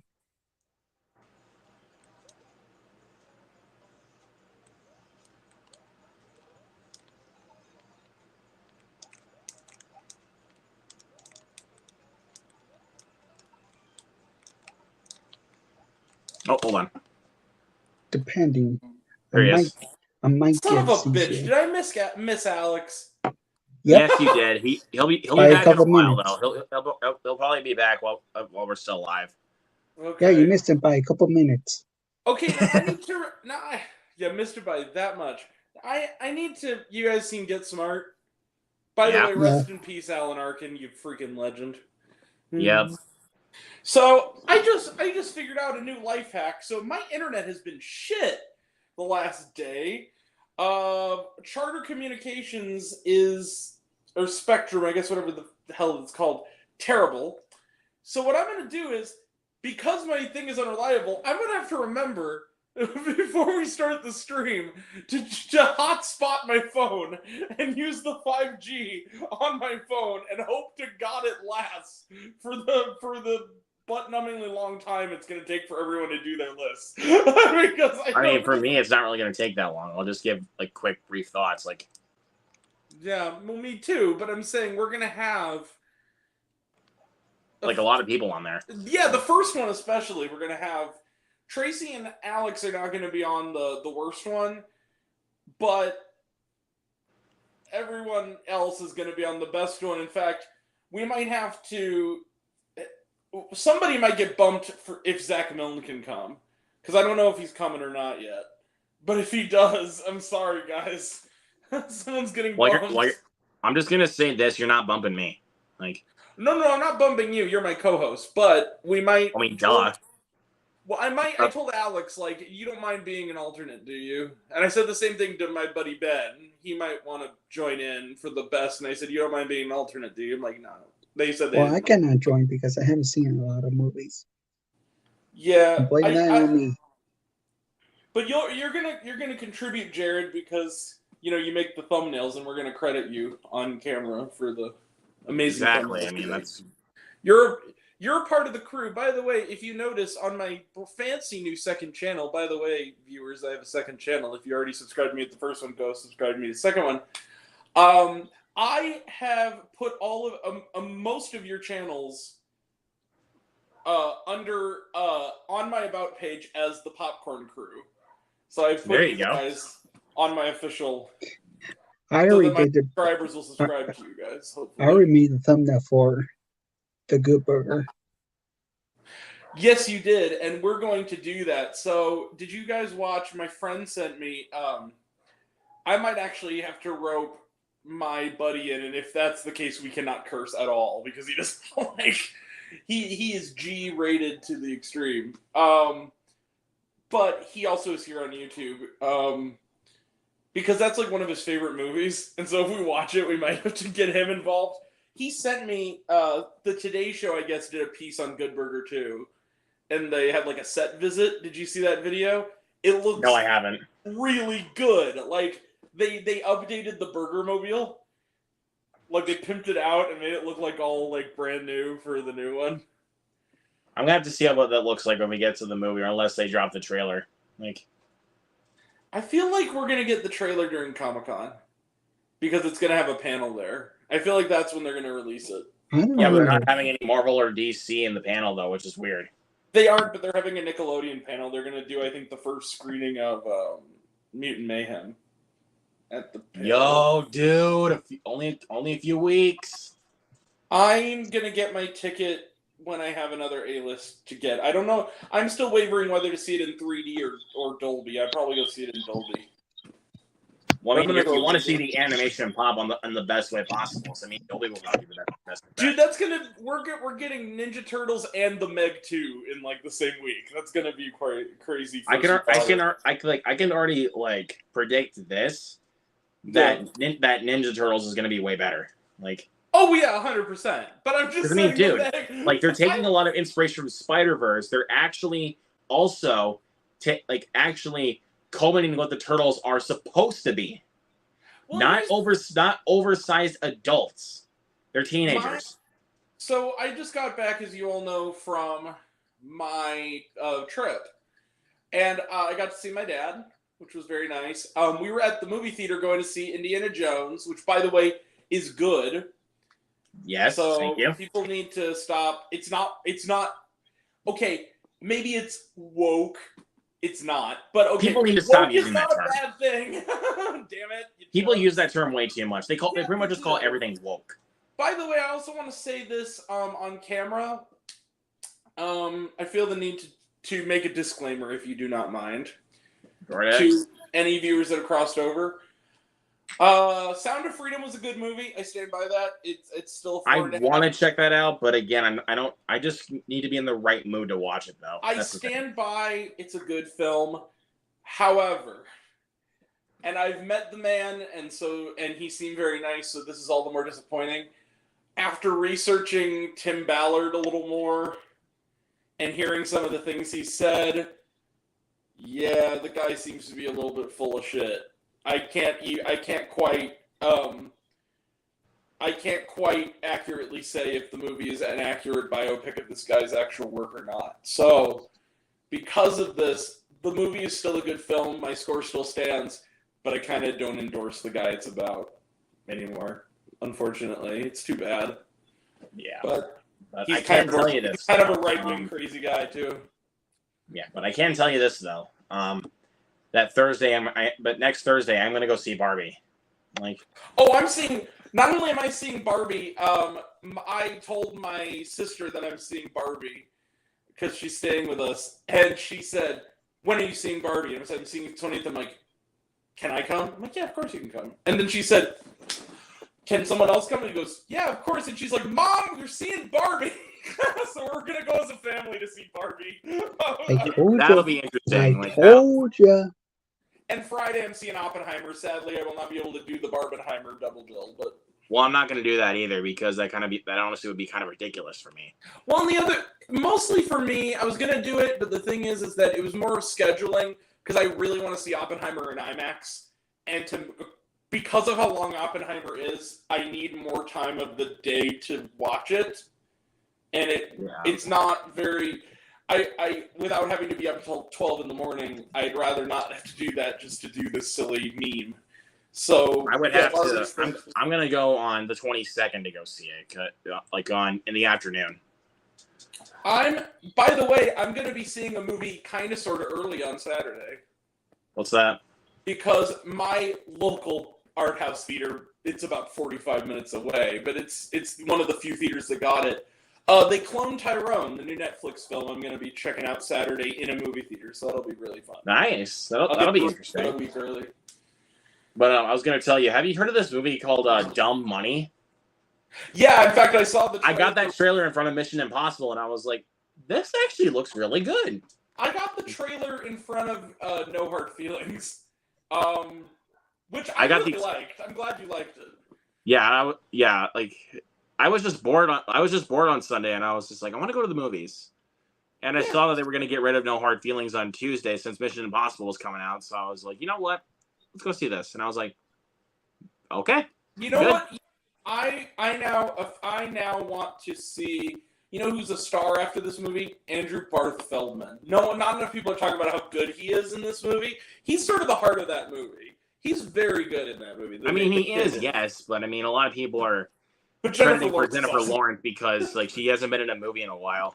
Like, I'm sorry, controversy aside, that nude beach throwdown was hilarious. I'm sorry. That was funny. I'm gonna beat you off. I laughed so hard. Like that took some balls, and also it wasn't CGI. She actually said that there was no body double. That was really her. I'm like, that's wow. Like that's why I'm like, way to go! Dedication. No, seriously, like that takes some boldness to do that. Like she's got some dedication, dude. I'll tell you that. She's got dedication. She's a great actor. I also love. I liked the movie a lot. I will say this: I'm not quite as enthusiastic about it as you, just because I do think sometimes tonally it's a little bit unbalanced, just a little. Well, I mean, yeah, I can agree with that to a certain degree, but it's like it's. But that's the thing, though. It's kind of a joke with like when it comes to, like it's kind of playing a joke on dating, basically. Well, it is, and it's. Here's the thing. Some people also are really creeped out. I kind of don't want to hear the argument that she's grooming this person because first and foremost, he's a grown-up. He's considerably younger than her, but he's 19 years old. I mean, first off. I mean, yeah, that's kind of creepy, but I mean, it's a little creepy, but it's not age, illegal. Like, it's not illegal, though. Like, he's still weird. Of age, though, which is good. Like, right. Because if it wasn't of age, then yeah, that would be really creepy. Like, and also, it's really not a romance. It's kind of the same way I feel about Licorice Pizza. When people got really up in arms about that and even commented on my shit, like, which I think has since been just auto-filled out about how you giving this 5 stars means you support pedophilia. I'm like, where the hell did that come from? No, first off, I don't. And second off, it's not a romance. Licorice Pizza wasn't either. Licorice Pizza was a story about a friendship between an older woman and a younger man. Like, it was done well. Like, I don't, you know what I'm saying? That's the thing, dude. People just comment shit right away because they don't care. They just want to get those things out of their mouths. And here's the thing.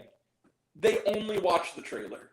You can tell when you hear people's responses to those things, like, when they do it before the movie opens, it's like, you just watched the trailer, did you? And they can never counter anything. They're like, well, but in the trailer, I'm like, is that the movie? Well, but is it the movie, though? Did you actually spend 2 hours watch the movie before you open your mouth? Right. That's the thing, dude. Like, yeah, if they're only commenting just things based off of the trailers, watch the movie before you open your mouth. I hate to break it to a lot of people. There are a lot of great trailers for shit movies and a lot of shit trailers for great movies.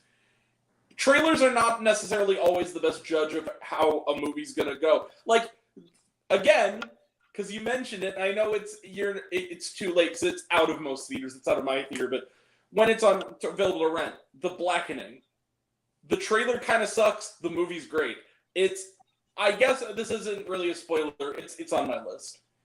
I can tell you trailers that didn't sell me on it. Fast X. The trailers were terrible for me. Like when I watched them. The trailers to me were like all the other trailers for the Fast and Furious movies, where it's just like it's another Fast. And then I watched it, and then I just watched it, and then I watched it, and I was like, "Oh, okay." But then the ending was still terrible. But the ending was bad. I was just like, "What were you thinking?" Like, well, because they know they're gonna have at least 2 more movies. That's yeah, why. But that's not how you do a cliffhanger, though. Like that's the thing. That's not how you do a cliffhanger. Or you know how you do some ways have it as a complete movie. Like you know how you do a cliffhanger, Luke? Watch Across the Spider-Verse. Let's talk about Mission Impossible. Well, I'm just gonna say this though. I'm not gonna talk about it because Jared has not watched it. Okay. But I can tell you this: it actually feels like a complete movie. It does. That's the reason why it's really. Dude, this is why I asked if I can include a July movie because it is on my list. Here's the thing. Look, I have a certain rigid rules for myself. If you guys can do whatever you want, I'm not. It's on my list for the end of the year, not right now. I know, but the reason why I asked is because I knew that film was going to crack my list. So. 5 stars plus for me also. I love that movie. But yeah, you can use it. You can do whatever you want, man.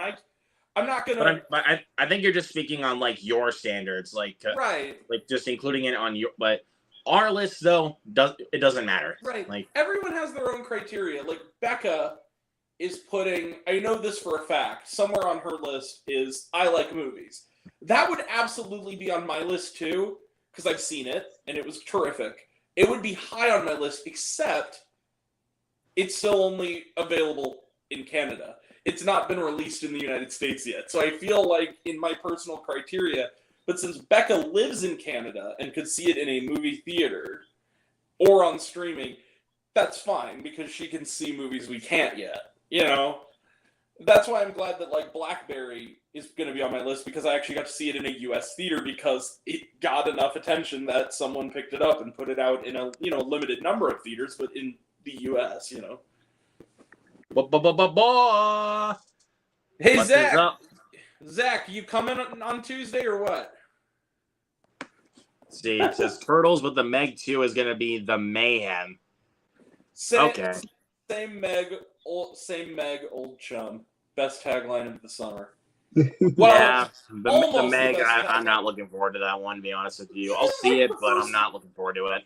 Look, okay. First one was fine, but I don't know. They're getting too silly at this point. Let me reiterate, I wasn't reviewing movies at the time the first Meg came out, but a friend of mine did ask me how it was, because I saw it in all its IMAX 3D glory, and of course I was good. It's about a big freaking shark and Jason Statham.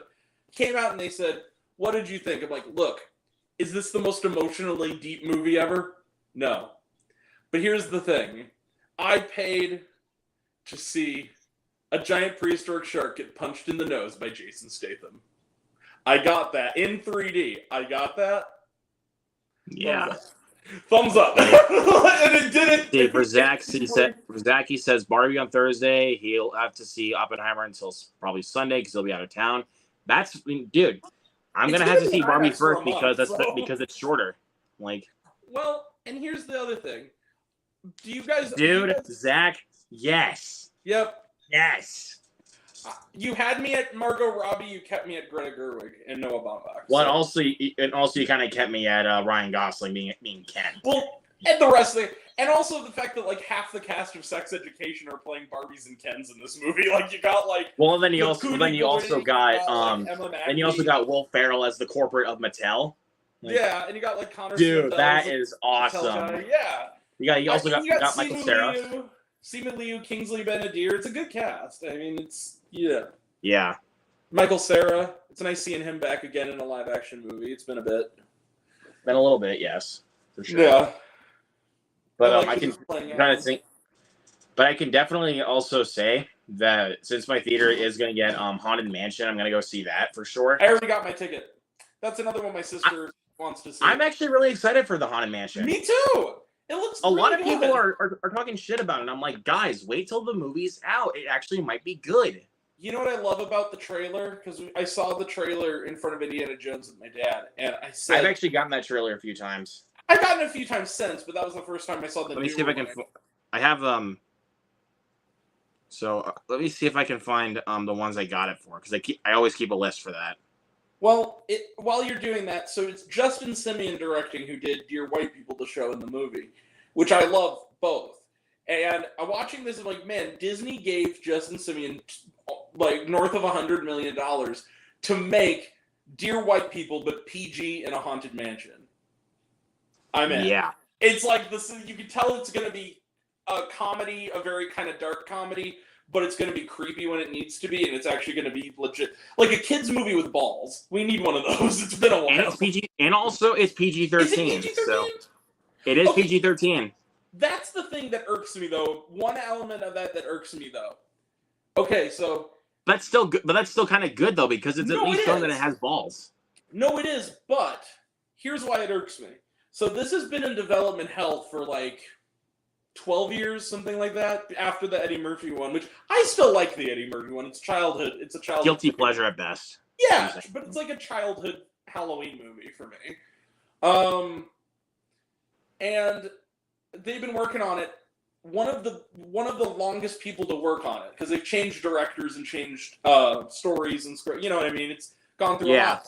One of the biggest early ones who was going to do it was Guillermo del Toro, and he was going to do it as a straight up horror movie. And he said they fired him, and they said the reason they fired me is because they said it could not be PG-13.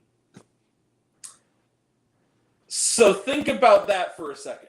We could have had Guillermo del Toro doing a Haunted Mansion movie. The only thing I know, but then again, that's though, pretty awesome. Think about that. I know, but Disney wanted something a little bit more lighthearted, I guess. Well, I know, But I I'm can just tell you, saying- but I can tell you the ones I got it in front of. I got it in front of Elemental, got it in front of Indy 5, and I also got it in front of No Hard Feelings. I got the teaser trailer in front of No Hard Feelings, the first one, the newer one. I got the first trailer. You know what? So I've seen Indiana Jones twice now. The first time I saw it in Utah, and I got Haunted Mansion as the last trailer. The second time, when I got that as the first trailer, same thing with Elemental. I got that as the first trailer both times. And the second trailer I got for No Hard Feelings was Haunted Mansion. Yeah. Well, anyway, but you know what trailer I got the second time? I had not seen this trailer before. The Creator. That looks fucking awesome. I think I might have heard of that one. It's not ringing a bell though. It's okay. It's the guy who did Rogue One. It's John David Washington, and he has to go. It's in the future where AI launches an atom bomb that like blows up the world, and so the survivors hunt AI, and he meets this little girl who's like an AI, and they're like on the run across the future world from like authorities. It looks awesome. It's like original science fiction. It's like Blade Runner, but if it was like done by the guy who did like Rogue One. So it's very like bright lighting and like, and they have Dream On by Aerosmith in the trailer. So like I already I also got the trailer for Napoleon in front of Mission Impossible, and I was like, dude, this looks good. I didn't get it in front of Mission. Okay, here's what happened to me with Mission Impossible. So I saw it on YouTube. It does look really good. Joaquin Phoenix is good casting for that part. I saw Mission Impossible at the early IMAX screening on Monday. They only had 2 trailers, and they were both Paramount trailers, and I can tell you them right now. It was Bob Marley, which looks really good. One Love, Kingsley Ben-Adir. I'm not really a big Bob Marley fan, so. Oh, okay. And that's the reason why I was kind of making that face, because I'm not a big fan. And the other one, which it said experience it in IMAX. I'm like, well, I know how I'm seeing this movie. Killers of the Flower Moon, Martin Scorsese. That looks great. That looks really I great. still have not watched the trailer. I still have not watched it. It's it's going to be 3 hours and 30, right? It's going to be long. I kind of know that. Isn't that going to Netflix though? No, what it's going to do is it's going to have a wide release in October. It's sort of like Napoleon, where it's Paramount's putting it out in October in like 2,000 theaters, and then when the Oscars are going on, it's going to stream on Apple TV. It's a well, but I'm not going to be able to watch it then. Well, no, unless my theater gets it. Your theater will, because the thing is, it's going to be a major wide release. Like, it's going to be a big budget studio movie that just it has a side streaming deal. Like, they co-produced it so that they could stream it later on their thing. So they're doing that with Napoleon also with Sony, where they're going to do a big wide theatrical release and then a couple months after. Yeah, I was going to tell you also that I actually got the trailer for Expendables 4 in front of No Hard Feelings. It looks fun. It looks fun. Expendables, as I call Expendables, but again, if I'm watching this, I'm going to call it Expendables 4. Here's the thing. I'm in, but the third one was really bad. So I'm kind of my expectations are tempered a little bit. I'll say this. None of them have been as good as Expendables 2. That is the best one. That's kind of true. The second one's the best one. But I can tell you a sequel that is coming out this year that I'm actually really, really looking forward to is The Equalizer 3. You know what? Me too. And the first two Equalizers are kind of like movies where I'm like, I like those movies. I kind of forget them shortly after I leave the theater, but I like them. One element I like about this number 3. Oh, nice. Another thing I like about this movie right here, awesome. This movie's awesome. Yeah, I like the first two. The third one, the first time I saw a trailer for that, it was a Red Band trailer where he like shoves a freaking gun through someone's face. And like, holy shit! Like, damn. And it's a Man on Fire reunion because Dakota Fanning's in it, so it's gonna be like they're gonna reunite the two of them. So that's a big deal. And didn't Antoine Fuqua do Man on Fire, or was that Tony Scott? That was Tony Scott that did Man on Fire. Antoine Fuqua already made the first two Equalizers. And Training Day. Yep. Yeah. And also the dog shit Infinite, but it's still it's fun. Which, here's the thing, that movie was a mess, but it was kind of a guilty pleasure. It wasn't. It's terrible, but it's fun. Like, it's fun. It's a at-home streaming popcorn movie. I'll say this: it is one of those movies though where I'm like, this version is not great. I feel like a good hour was cut out of this movie. I feel like there's a really good, this movie at one point was probably a good movie and it got edited to shit. I actually forgot another Antoine Fuqua movie, The Guilty. Now, I love The Guilty. The Guilty was my favorite of the two that year. That was great. Well, I mean, not even a question. Like, that's clearly the better movie. That was the second installment, and we need number 3 now of the unofficial Jake Gyllenhaal trilogy. You heard about this, right?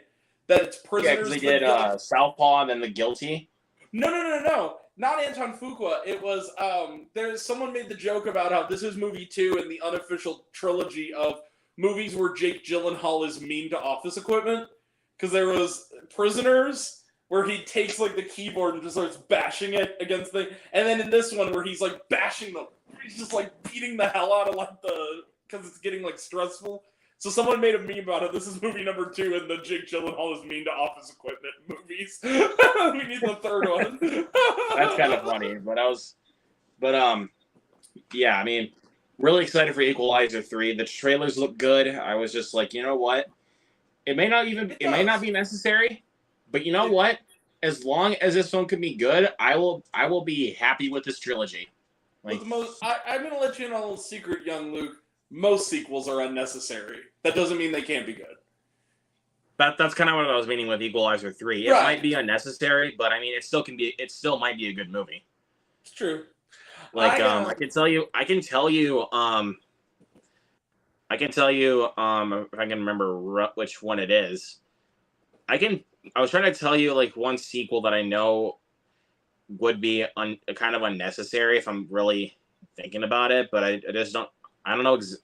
I mean, I honestly thought Puss in Boots: The Last Wish was going to be very, very unnecessary. Yes. exactly. Because I the know trailers on it were just like it was just being like, oh hey, here's another Puss in Boots movie. Here Yeah, you go. exactly.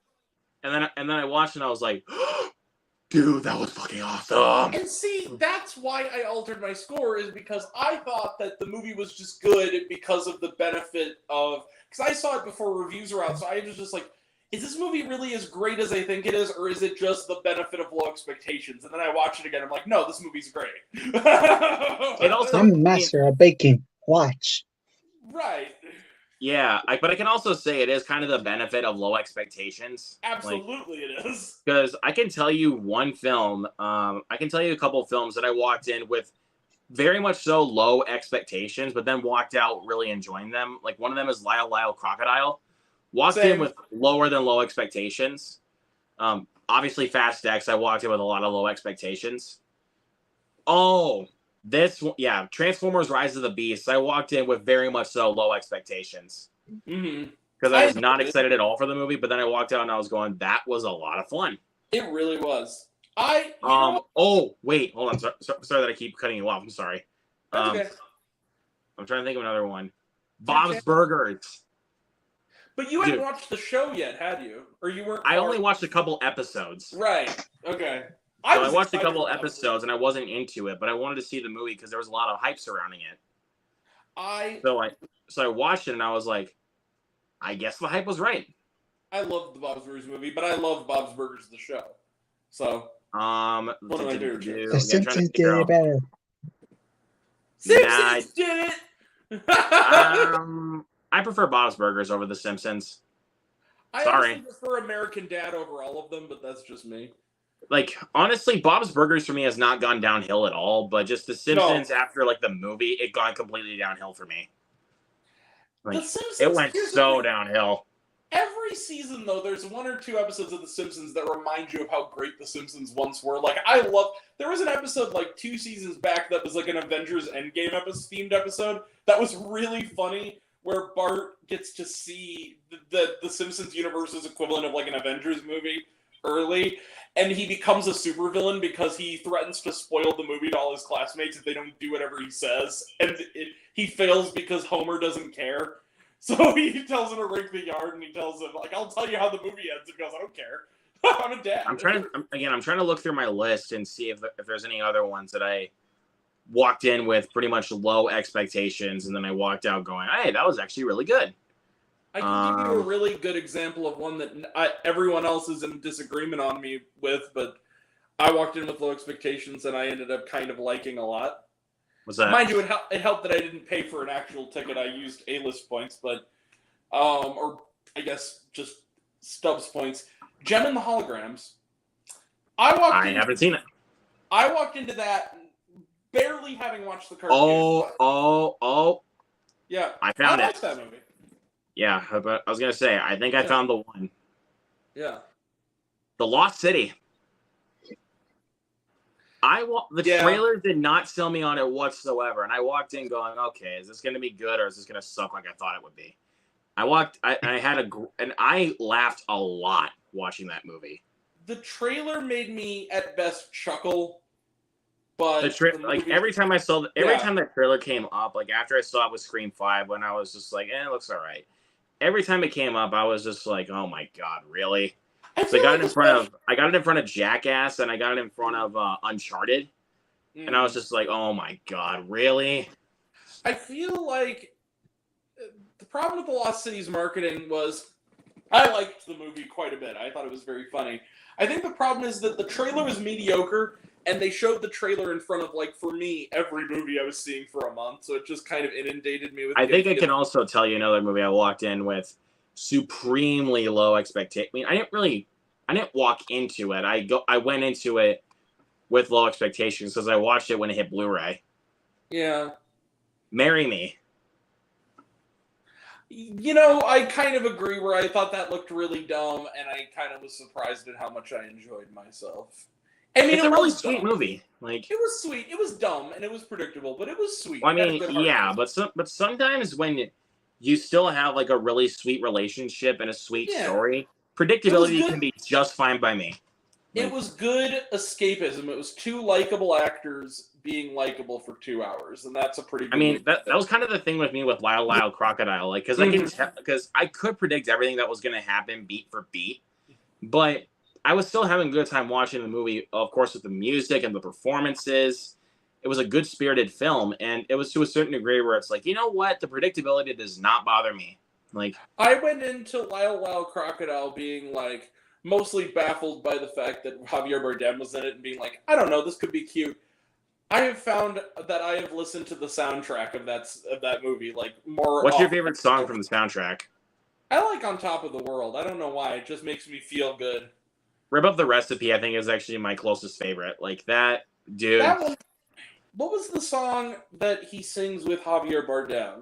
Like, Take a Look at Us Now. Yeah, I liked that one too. Like, that's the main song of the movie. Yeah. Like, they use that song in 4 different sections of the movie, and it's like, yeah, like, you can tell that this is kind of the title song of this movie. Like, but Rip Up the Recipe and Carried Away are my favorite songs from the movie. Like not only, like, because Rip Up the Recipe gets me in a good mood. Like, it just gets me up to dance. And yeah, Carried Away is just, like, it's pretty much really relatable in a lot of ways. When you think about, like, the lyrics that Shawn Mendes is singing to you, like, it's pretty relatable in a lot of ways. Like, if we're talking musicals, you know what? 2 musicals I walked into with the bottom of the barrel expectations, and I walked out going like, I kind of love that. First one was last year, and I've also listened to the soundtrack of this obsessively. Spirited. I loved Spirited. I have not seen that. My theater got that when it came out. My theater did get it, but I didn't have any time to see it. It was, if you can, check it out sometime if it gets like a physical release, because it's really good. It better. Yeah. The other one, Good Afternoon, that song has been stuck in my head. Anyway, the other one was because I didn't like the first one, although it does have sentimental value because my dear departed Nana, rest in peace, Nana. That was the first movie we saw in the theater together. But when Mamma Mia 2 came out, I was like, do we need another Mamma Mia? Because the first one was just like, whatever. I mean, it wasn't even really a movie. It was a songbook, and Pierce Brosnan, as talented as he is, he can't sing for shit. But I walked into number 2 going like, okay, I've heard this is better. I found myself leaving that theater with a spring in my step and a tear in my eye. I really liked the second one because it actually had a story. It actually had... Luke, not a fan. Sorry, I'm not a fan of those movies. You didn't even like the second one? Nope, did not like the second one. I didn't like either one of them. Okay, oh... The music is decent. I'll give it that. The music is decent. But as a film, as a overall narrative and story, kind of a snooze fest for me. I really liked the second one. You know what I liked even more than the second one in and of itself? The post-credit scene of the second one is one of the funniest post-credit scenes I've ever seen. So, in the second movie, for those who don't know, I'm just going to say what it is. In the second movie, there's a theme about, I believe it's young Pierce Brosnan. There's a gay boat salesman, and what do we call it? Like a dock worker who's constantly hitting on young Pierce Brosnan. And there's as you stated, the very end of the movie, there's a blooper after the credits of the scene from earlier where he's trying to hit on him. And he's just kind of like rebuffing him. And then the dock worker looks directly into the camera and starts singing Take a Chance on Me. And then everyone starts laughing. And it's so funny. Wow. Yeah. So, funny. Okay, Luke, we'll move on. I know you don't like the movie. Okay. Anyways. But I also was going to say, I actually did kind of walk into The Little Mermaid with pretty low expectations. Yeah. Even though at first I was really looking forward to it because of like what the first trailer offered. But then when the second trailer came out, I was just like, oh god, this is not going to be good. Walked into it with pretty much, I would say, mostly modest expectations. That's mostly what I would say. I walked into it with modest expectations because, I mean, I already knew on the big screen it would look really good, like because of the underwater sequences. Mm-hmm. And I walked out of it going, bro, dude, that was... Yeah. I walked out of it with a big smile on my face. Like, I really, really did. And that reprise of Part of Your World, I will listen to on loop. That was really pretty. Dude, Halle Bailey was born to play a Disney princess. Like She was, and that brings me to. I'm glad you brought up the Little Mermaid, Luke, because first off, I want to say, Jared, you made my day. I can't remember where you did this, but there was some weird. You filmed a TikTok of like some weird technical glitch where they overlaid. I think it was like the Flash trailer with the Little Mermaid trailer by accident, and it was like interrupting each other or something. And that was amazing. First was with Transformers: Rise of the Beast. Yes, that was it. Yeah. that's what it was. Yes, that was actually hilarious. kind of funny. That was real, and just hearing your distinctive laugh, like laughing, Yeah. how ridiculous it was. So that Yeah, the other but- one is, I got a firestorm for my review because I gave it 4.5 out of 5 stars, and I got a firestorm by racist idiots coming onto my thing saying that Well, Zach Goller got some racist comments from people. because I said. But the thing because is, though, like that's kind of weird, though. Like I never got any comments about people saying that I was racist. Well, here's the thing. I got comments from ignorant idiots who, because I said, and I'm sorry, Chuds, I stand by it, I'm not a fan of the original, I thought it was better than the original. And actually, I can agree with you to a certain extent that I think it is better than the original. But I still really like it.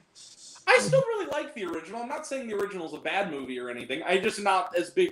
I don't hold it as close to my heart as like Beauty and the Beast, Aladdin, or Lion King, or Pocahontas, Hercules, those kind of movies. Tarzan. Or honestly, for me, I would say Great Mouse Detective. Like Great Mouse Detective, right? Great. I still have a fondness for The Rescuers Down Under. It's a childhood favorite. I know it's not the most popular, but I like it. But anyway, it's pretty dark too. It is, but that opening scene, man, that little 5-year-old Grant, that filled my eyes with wonder. Anyway, so I said, like, I just think it was a better movie. And all of it is like, how could you say that? Like, the freaking Black Ariel and all this stuff, like the Matt Walsh bullshit about how, this is Matt Walsh, she shouldn't be black. Quite frankly, she shouldn't be white. She's a mermaid. She should be translucent. Translucent rights are human rights, people. Fuck you, Matt Walsh. Anyway. You're racist. Like, fuck you, Matt Walsh. Yeah, exactly. Henceforth. That is very much so racist. Like, because even like when my because Zach did tell me about this when I had him on the show like about a month ago. He did tell me that someone commented in some ways like about like how can you like this movie because Ariel is black, and someone replied to this comment. He is the MVP. Like the person that commented this is the MVP. He's like maybe because Zach isn't a racist. Yeah, exactly. That person gets all the brownie points, man, because he is the MVP. Can I call out a friend of ours in a nice way? Give him a shout out here. So our good friend of the channel and friend of my channel, friend of your channel, Becca Sandergaard. Everyone knows about the notorious comment section of my Nefarious review and how just completely inundated with bigots, trying to just. Well, that's the reason why I don't review films like that, because you're gonna get shit comments from religious people and conservative Christians. Right. I see everything, as you know, because I try to, whatever. The point I'm trying to make is Becca took it upon herself to go, and later I went into my DMs and I said, Becca Sandergaard, you're good people. She went in, just took it upon herself to respond with a snarky remark to every single comment that was talking about how awful I was for giving it a negative review and who are clearly very racist and talking about critical race theory, which is not a thing. Shut up. All that stuff. And she went in there and was just like, this review does not pass the vibe check, bro. And she was just doing these really funny things I just heart, See? And it's amazing because the thing is, I find it, and this is coming from me, so understand, how passionate I am about movies. Right. This. You know how passionately I debate movies I like and even debate against movies I don't, right? Right. I mean, we spent 30 minutes on the I last. can't really say so. I can't really deny that. But like we spent 30 minutes me debating the merits of Skinamarink with you. I care about movies. I'm passionate about movies that I like, right? But now we don't have to debate it. We don't have to debate about it anymore. Right, we don't. Although it will be brought up. Because I don't hate it anymore. You don't? Did you? I don't hate it anymore. We don't have to debate about it anymore. What changed? I'm curious. Some of my friends told me some theories about the film, and then when I rewatched like the trailers, like so I could actually give myself a little bit more of a view to it, I was like, that makes a lot more sense. Mr. Ponto, Mr. Ponto, my young friend. Round of applause. No, seriously, thank you for that. Because like I had to take it under consideration with some of the theories that my friends were telling me, because I was like, maybe I was being a bit too harsh. Like not on this stream, Jared. We'll get to that on Tuesday. Private message. Yeah, but anyways, like I'm saying, like when I watched it, I just don't think I was in the right mood though. Like when I first watched it, I was just like, here's the thing, and I said this before, and this is the last I'll say about it until I inevitably praise it on my list. Okay, on Tuesday. Yeah, and can I just say this really quick before you give your thoughts? Yeah. If Tracy's gonna think that is still gonna be on my worst list, I'm gonna shock her and tell her that it's not. Like, so Skinamarink is not on your. What score is it now? If I'm curious, because I haven't checked your letterbox again, so I didn't know about. You just don't check, like, because like, you're not gonna check like for the best or worst list, because I mean that'd be cheating. What I'm saying is, did you up your score, or is it still a half star? I upped it. What'd you up it to? Nice. Okay, that's good. So it's in the. I upped it to a 3, and I think I don't know exactly. I think I might have it like a spot above. I mean, a spot like either one spot like above or below, but it's like really close. Like, because I can't.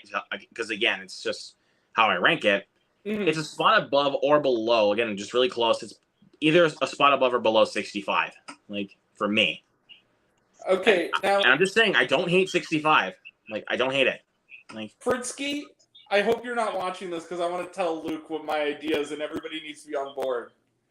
When we get to the worst of, knowing he's going to be in the comments, as a joke, and I'm not going to mean it, but as a joke, when we get to, and Grant's worst of the year is, I'm going to say, laugh at me. Sorry, Fritzky, the acting wasn't that good. Nah, I'm just kidding, nefarious. I'm going to make that joke. Yeah. I have shared with all of my followers because I think it's awesome. He did an amazing job. And I'm not just saying that. I'm going to watch that soon. It's just I haven't. It's only like 3 minutes. I know, but it's just I haven't like found like the right time to sit down and watch it yet. Thumbs up. But I will though. Don't worry. But I'm just going to say this though. Yeah, I appreciate I just hope that Tracy's not watching right now, because otherwise, like it's gonna lose the shock factor. What I'm gonna tell her, like when we get like, especially like when she's like especially when you get to Skinamarink on your list. I mean, I know it's on your list. It's not really spoiling anything. It's on my best list. That's not. Yeah, I know it's on your list. Like I think she's gonna be like, oh look, it's gonna be on your worst list. I'll be like, nope, it's not. But here's the thing. Though, Luke. She's not going to be on the worst of stream anymore. I know, but still, I mean, if she might be watching though, but she's going to be on the best. She might be guaranteeing me that it might be on that worst list, but it's not anymore. Here's the thing about or maybe when she jumps on, I'll go ahead and straight up tell her. Well, here's the thing about Skinamarink, and that's why I appreciate you giving it a second watch, because I think it's one of those movies that. Well, I didn't give it a second watch. Like I listened to. Thought. You know, second thought, because I listened to theories. I watched the trailer because I did not watch a single trailer for it before I watched the movie, so I did not know exactly what I was in for.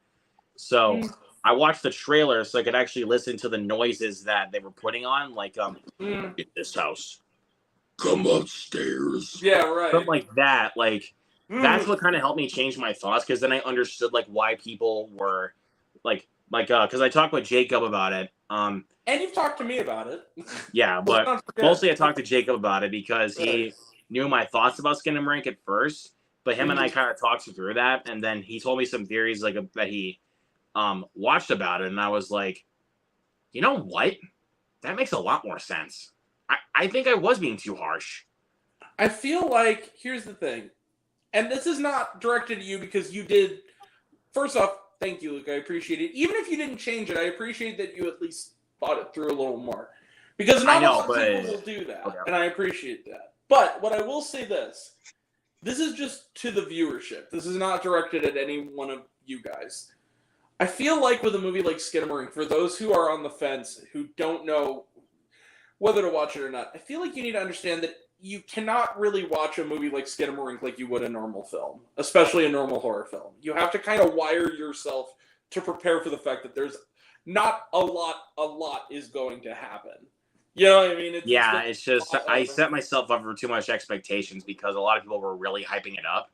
Quiet the hype and just watch it as what it is on its own level, and I feel like you. Yeah, that's kind of, and it's more like experimental horror. So I mean, I didn't really expect that, to be honest with you. So it was like, yeah, I mean, and well, I mean, even though at first, like when I hated the movie, I still appreciated the fact that Kyle Eberl, the director, was still actually having success with this film. I appreciated that. That's true. You said it. You said as much. I also have to say though, experimental. Here's the thing about Skinamarink. It is a divisive film because another thing for people. I've seen plenty of experimental films because I was a film student, and I will say this: experimental films. Every viewer, including yours truly, there are some experimental films I love and I really connect with. There are some that I think are pointless and bad. I hate Film Socialism, by the way, by Jean-Luc Godard. I hate that movie. Because I feel like it is directly just being like, fuck you, audience. You're trying to get something where there's nothing to get. Yeah, that's the thing though. Like, yeah, you see why a film like Mission Impossible: Dead Reckoning Part 1 is awesome because it does not treat its audience like dummies. Well, and then if you also think about something that's real opaque and kind of on not experimental exactly, but it's on the line of it, like. Now I feel like we can say this. And also, and I also got to say that about Christopher Nolan. He puts a lot of trust in his audience. Well, right, but I was going to say now that you've seen it, because I saw your score, Beau is Afraid is kind of an example of a movie that a positive review for that movie, like mine or yours, or a negative review of that movie, you can't really argue either one or against either one because it's such a complicated movie. I can agree with that because it's like. Jacob and I were having those conversations when we were talking about Beau is Afraid because I hadn't seen it by the time. I love Beau is Afraid. That it's either going to be a love or hate kind of movie, and absolutely there's nobody that's going to be in the middle on it. And I was like, well, you'd be surprised. And then I thought, I thought I was going to be like one of, if not the only person to completely be in the middle on Beau is Afraid. Yeah. Yeah, so that's a surprise to me. I'm not. Like, I am actually on the love train. I don't think it's going to surprise anyone who is a regular on my channel to know that because I've also made references to the movie constantly. Yeah, Beau is Afraid is going to be on my list. It's probably going to be on my list. I can also tell you that, if we're doing top 20, I'll tell you this: Beau is Afraid is going to be on my list. Well, here's the thing, Luke. I'm glad you pointed that out because I feel the need to mention this. There is no limit to how long you want your list to be, and the reason I say this is you could be a top 3, it could be a top. I'm doing a top 30 because there are actually 30 movies I've seen that I think are cream of the crop, top of the top movies. Just not quite.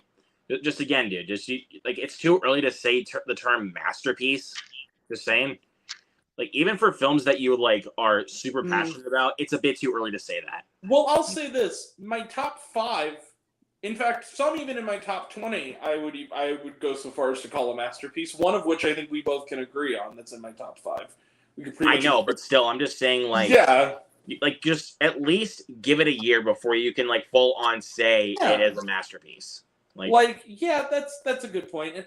And the other because a lot of people really just use that term as soon as they walk out of a movie. And it's guys, just give it a year at least, or watch it a few more times and see if you still hold true to those same thoughts. Well, by that logic, Luke, I will say this. I have now since seen them another time. The third for both, and I will say fourth for one of them. And I'll say with absolute certainty, a year later.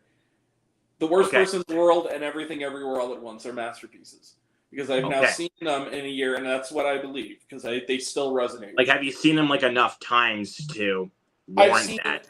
I've seen Worst Person in the World 3 times this year, and I've seen Everything Everywhere 4 times. 4.5 times. Okay. I feel like that's enough. I was just trying to say though, because you've had to watch it a few times to actually fully warrant to say that it is a masterpiece.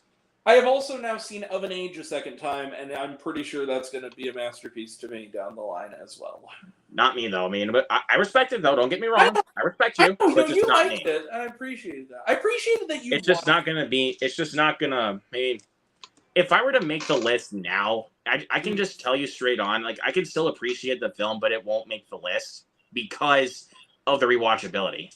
Like, I don't see myself ever watching it again. Now, let me ask you a question, because I know what I'm going to do. Can you include, if it's like a special, I guess, super duper honorable mention, a short film?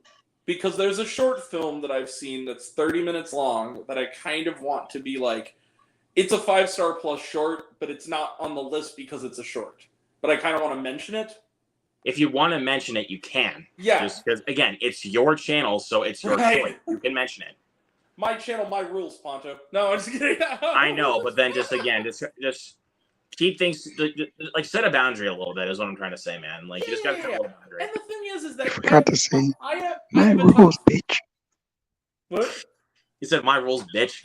Yeah, I'm CEO, bitch. but I'm gonna move here really quick because my battery's low on my phone. So Yeah.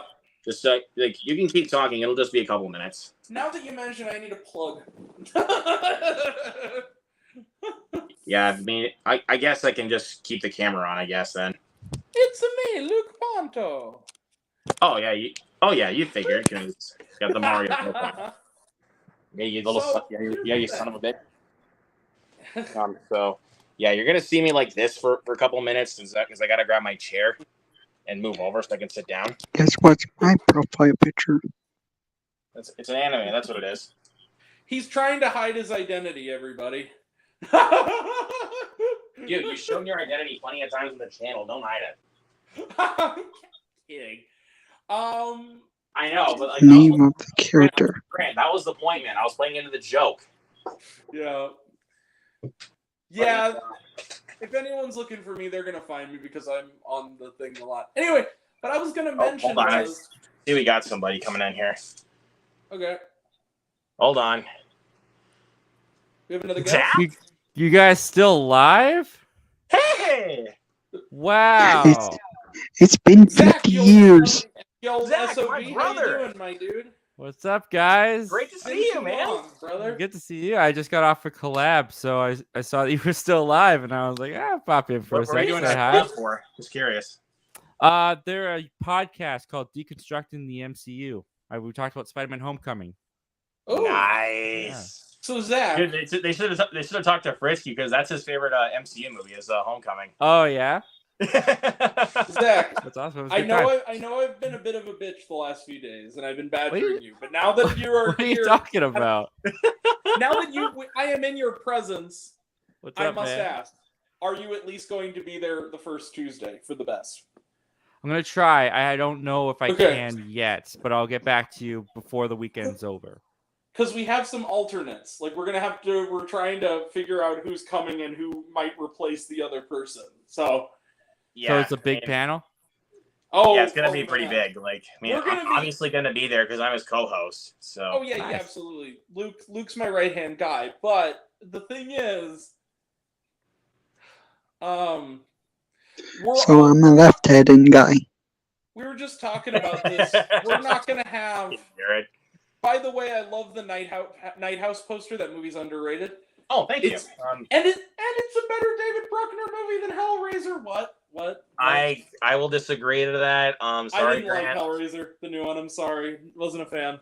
You gave it Okay. a 2.5, so that's fine. Like, it still means you kind of enjoyed it. It Like, wasn't because it wasn't terrible. I mean, it was. That's well what I'm made. saying, though. Like, Yeah. Zach, you agree with this, right? Like, even if you give it like a 2.5 out of 5, like you still think it's like semi decent at least. Yeah, like the Outlaws. Would you agree with that to a certain degree? I don't know. Sometimes that doesn't mean that for me, and sometimes it's okay. That's why I It's don't really like- like stars or like any like I ratings know, that but don't sometimes kinda like when I way. hear, but sometimes like when it comes to that kind of thing, it helps me understand like how much Well, you like the movie. Let though, me is what I'm trying to see say. what my letterbox. If I have anything like that on my letterbox. I know you got a couple. I know that. I know that my personal criteria is anything that's 2 stars to 0 stars qualifies for the worst of list, and anything 1.5 to 0 stars is the worst of. So it's, Yeah, but I mean, yeah, mostly for me, 1.5 to 0 will, or Yeah. one, or I should say 1.75. I should say will kind of add to that criteria for me because I mean, 2 out of 5, even if I don't like the movies like per se, it doesn't quite mean that they're gonna like solidify to be on the list there. You know? I've slightly adjusted also my scoring system in this instance. So it used to be that. So here's how it works: honorable mentions are 4.5-star movies, 5-star movies are runners up, and 5-star plus movies, as I call them, are the list. Well, I'm looking here. I have Knock at the Cabin at 2.5 stars, and I have Little Mermaid at 2.5 stars. And I definitely like Little Mermaid more than Knock at the Cabin, but they have the same score, so it's Well, like. And I know you gave Indy 5 2.5. Oh yeah, I gave Indiana Jones and the Dial of Destiny 2.5 stars, and I definitely enjoyed that more than Little Mermaid. So I don't know.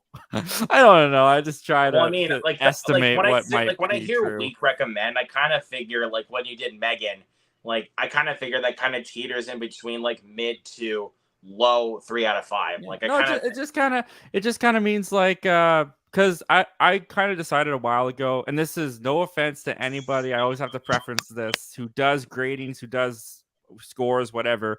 Personally, like my kind of philosophy for that was like, well, I didn't go to film school. I've never made a Hollywood movie. I've never been on a set. Who am I to kind of grade these people on how they're doing? But what I can do as a fan is tell people whether or not they should watch it. So that's why I do like a variation of recommend. So a weak recommend is like a weak recommend and a weak not recommend kind of are similar to each other in a way of like, does it have enough in it that I would at least say like, yeah, you can check it out. You can kill 2 hours on a Sunday night if you want to, or is it it's okay, but it's not really worth checking out. So like that's kind of how I think of it. So like a weak recommend for Megan is like, yeah, it's got some moments I enjoyed. Overall, it wasn't terrible. Like it had fun with it, but I'm not gonna ever tell someone like they need to watch Megan, if that makes sense. Yeah, that makes sense. Especially I would say this like I'm gonna be honest, Zach. I would actually say this about The Flash. Like, to be honest with you, like again, I know people love the movie. I don't have a lot of friends on this stream tonight. I'm just kidding. I think The Flash is completely recommendable. I gave it a recommend. So yeah, I would give it honestly. I would go weak, to be honest with you. Weak recommend? Yeah, that's fair. It's watchable for sure, but I just again, like I've said this numerous times, I can't get into Barry Allen as a character. I hate his character in the movie. I hate him. Like that kind of also does help that I need to watch the show of The Flash with Grant Gustin playing the character. But I like Grant when I watched Ezra Miller's version of it in the film, I was just like, who in the hell are you? Well, and to give you guys a good idea of 2.5, I rarely use, because the thing is like, okay, a 0 star to me, I call it, if anyone who watches my channel knows what I call it, it's the middle finger of kindness. It means like the worst of the worst, but like, well, sometimes I'll do like with really offensive ones, like spinning bullshit or nefarious dog shit. I'll do like the double middle finger or Winnie the Pooh, blood and dog shit. How's that? Whatever. Winnie the Pooh, blood and dog shit. Yeah, Winnie the Pooh, blood in my shit. That's what I call it. Well, actually, I got a better one. Winnie the Pooh, blood and poo shit. How's that for you? So Zach, did I tell you that movie was so bad I made friends? No, no, you didn't. Yeah, because on TikTok, I'm on TikTok now. Luke the movie buff. I know. Yep, the film buff, technically. The film buff. Sorry. Film. Then who am I following? No, I'm kidding. I'm kidding. It's the Mario Kart icon, but I'm just saying though. I went because Grant, like, because since you told me about that you made friends after that screening. I had to like go. I went through your TikTok to see if I could find the video. Yes. Like I went through your TikTok to find the video, and I was like, dude, this seemed like a good time to make some friends after that piece of shit. Like, so here. So Zach, I don't know if Yeah. I told you this, but I was legitimately angry. Like, the fact that Winnie the Pooh is not my number one is kind of surprising, because when I saw it, okay, my friends, I because I go to the movies a lot of my friends work at the movie theater. One of my friends handed me, when I got to the box office, a closed captioning device. I'm like, what is this for? I'm like, I saw it last night. You're gonna need it. Is the that was audio first bad? Have you seen Blood and Honey? No. Oh, He has no good. plans to. Do And you honestly, care if I talk about it? I might one day. honestly, Okay, bro, I don't you give really, I don't give a crap if you talk about it. No, not Yeah. at all. Okay. But Well, 'cause like we're I'm gonna- just saying those. Sorry, Grant. I'm just Yeah. jealous of Zach, because I know you told me in the past that you have no plans to watch it. Like, and honestly, I can't blame you for that, because it's a piece of dog shit. It's a waste. A waste of, like, it's Everything. wasted potential. Like, it actually could have been a so bad it's good horror movie. It's But they just, poop. but seriously, like, after the animated opening, which admittedly is actually pretty good. Like, it Yeah, actually, that's the only it set decent the part of tone the pretty movie. well for the movie. After that, the filmmakers and the writers just completely take a shit on your face. It's like the Seriously, elephant like in that's what the film Babylon. does. It completely takes a shit on your face. There is, I stand by. There's one good pun line in Blood and Honey, and it's in that first 5 minutes, and it's when they talk about cannibalizing Eeyore, and they say Eeyore was no more. That's the one line. That I'm was like, pretty okay, good. that was kind of And cute. thus, And then everything after that Eeyore was no more. was- Okay, but here's the thing. So Blood and Honey, my friend Austin is one of those kinds of guys where I love him to death, but he loves any movie with tits and blood. It doesn't matter what it is. If there's tits and blood, he'll give it a 5-star rating. So he loves Winnie the Pooh, Blood and Honey. He's one of the few people I know. Yeah, that's what that who loves movie it. is basically. Winnie the Pooh killing people, and there's tits. Yeah, and the characters, I'm not saying this in a sexist way, because I'm totally a feminist. But I said in my review, like, they're just tits. That's all those characters Well, not are. just that. They're Like, walking boobs. I mean, Grant, you and I have had this discussion before about Blood and Yeah. Honey, that that the girls in the movie are the dumbest characters you'll They ever are. see in a horror movie. and they're Like, written they are dumb. so dumb Yeah. to a certain degree where it's like, okay, I could just turn this I'm just off gonna right now wait and I here to could get just my do head something else bashed with my in, life. like Piglet. I get Like, the pool. Seriously, like Piglet walks after this girl in the pool, and she's just, and when Piglet gets to the end of the pool, like when she's there, she just sits there. She doesn't move, and she lets Should I Piglet kill her. run? Were they trying to do like classic slashers from like the past? Like were they trying to emulate that? It felt like a cynical approach to like taking up a public domain property. Like it's like it felt like a cynical approach just to make a quick buck. It had no meaning. Like it had no childlike tones of Winnie the Pooh. There was no catchphrases or anything. The fact that it was Winnie the Pooh had no bearing on anything in the movie outside And of it the first felt 10 like when Yeah. it feels like when you watch it, if you're just like, if this movie actually had the budget, like if it actually had the right budget, I'm telling you this, if it had the right budget, like to actually have creative kills and also really good practical effects, it doesn't. And also thinking of this, better designs for the characters, like for Winnie the Pooh and Piglet, so that way we can actually kind of have it like in some ways like a Child's Play movie. It actually could have been a lot of fun. But are you basing your critiques off like the Disney Winnie the Pooh? Like you wanted it to be more like I'm that? not basing it off that. Like because I'm they just trying couldn't to use think any of- of those I'm trying to think of, like, catchphrases or ideas anything. That, like I'm trying to think of ideas that definitely would have made the film better. Like here's the thing. Because think about this though, like for the gore, like because a lot of the gore in Blood and Honey you cannot see. Like it's either You can't see obscured in anything. like it's either obscured in the background, cut away, or it's in really dark lighting. But looks like anytime you someone smeared actually shit do on the see gore, lens. it's It looks- CGI. Yeah, it looks terrible. The other thing is, Ryan, my buddy Ryan pointed this out, and he's in the video, and he's absolutely right. Who's one of the guys who went with me?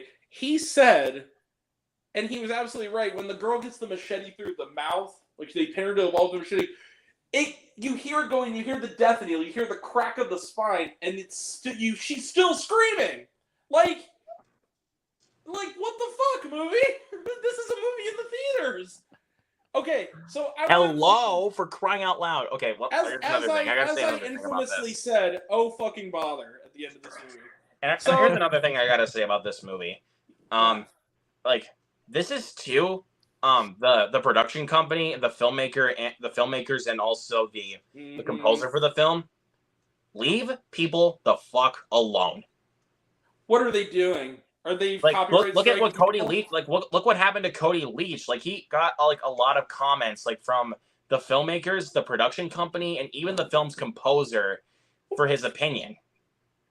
Here's Okay, the first thing. off- Here's a few things I gotta say. You Cody- created something, you somehow charged Yeah. people for it, and you made 52 times your budget. So take your win, run to the bank, laugh it off, leave us Yeah. alone. Yeah, Cody. First off, Cody Leach. That dude's a Like mensch. I love can that see guy. he seems like one of the nicest people you'll ever meet. Like, I love Cody. Cody's one of the crew. And the other thing is, as he's always welcome here. And the other thing is, it's the Daddy Derek thing. It's the cool cat saves the kids thing. It's like you can't just copyright strike someone because you don't like a negative review of your stupid, terrible movie. Like, I'm Like, sorry. because I mean, and like we've all had comments like that before. I mean, Yeah. like you know what? I mean, I don't want to make this like completely negative, but you know what? For fun, we can like at least point out one thing that happened, like one thing that it was just like, really, like you comment like this, like we can just give one example at least. Like, again, I don't want to be negative, but I Yeah. just want to get it off my chest. Yeah. So here's my example. So it was for my review of Insidious. Which, by the way, Grant, I'm sorry, I fucking hate that movie. Oh, okay. Here's the thing. I don't give you any grief for that because it was a 0 for the first hour for me, and it only slightly went up to a 3.5 because of the second half. So Wow.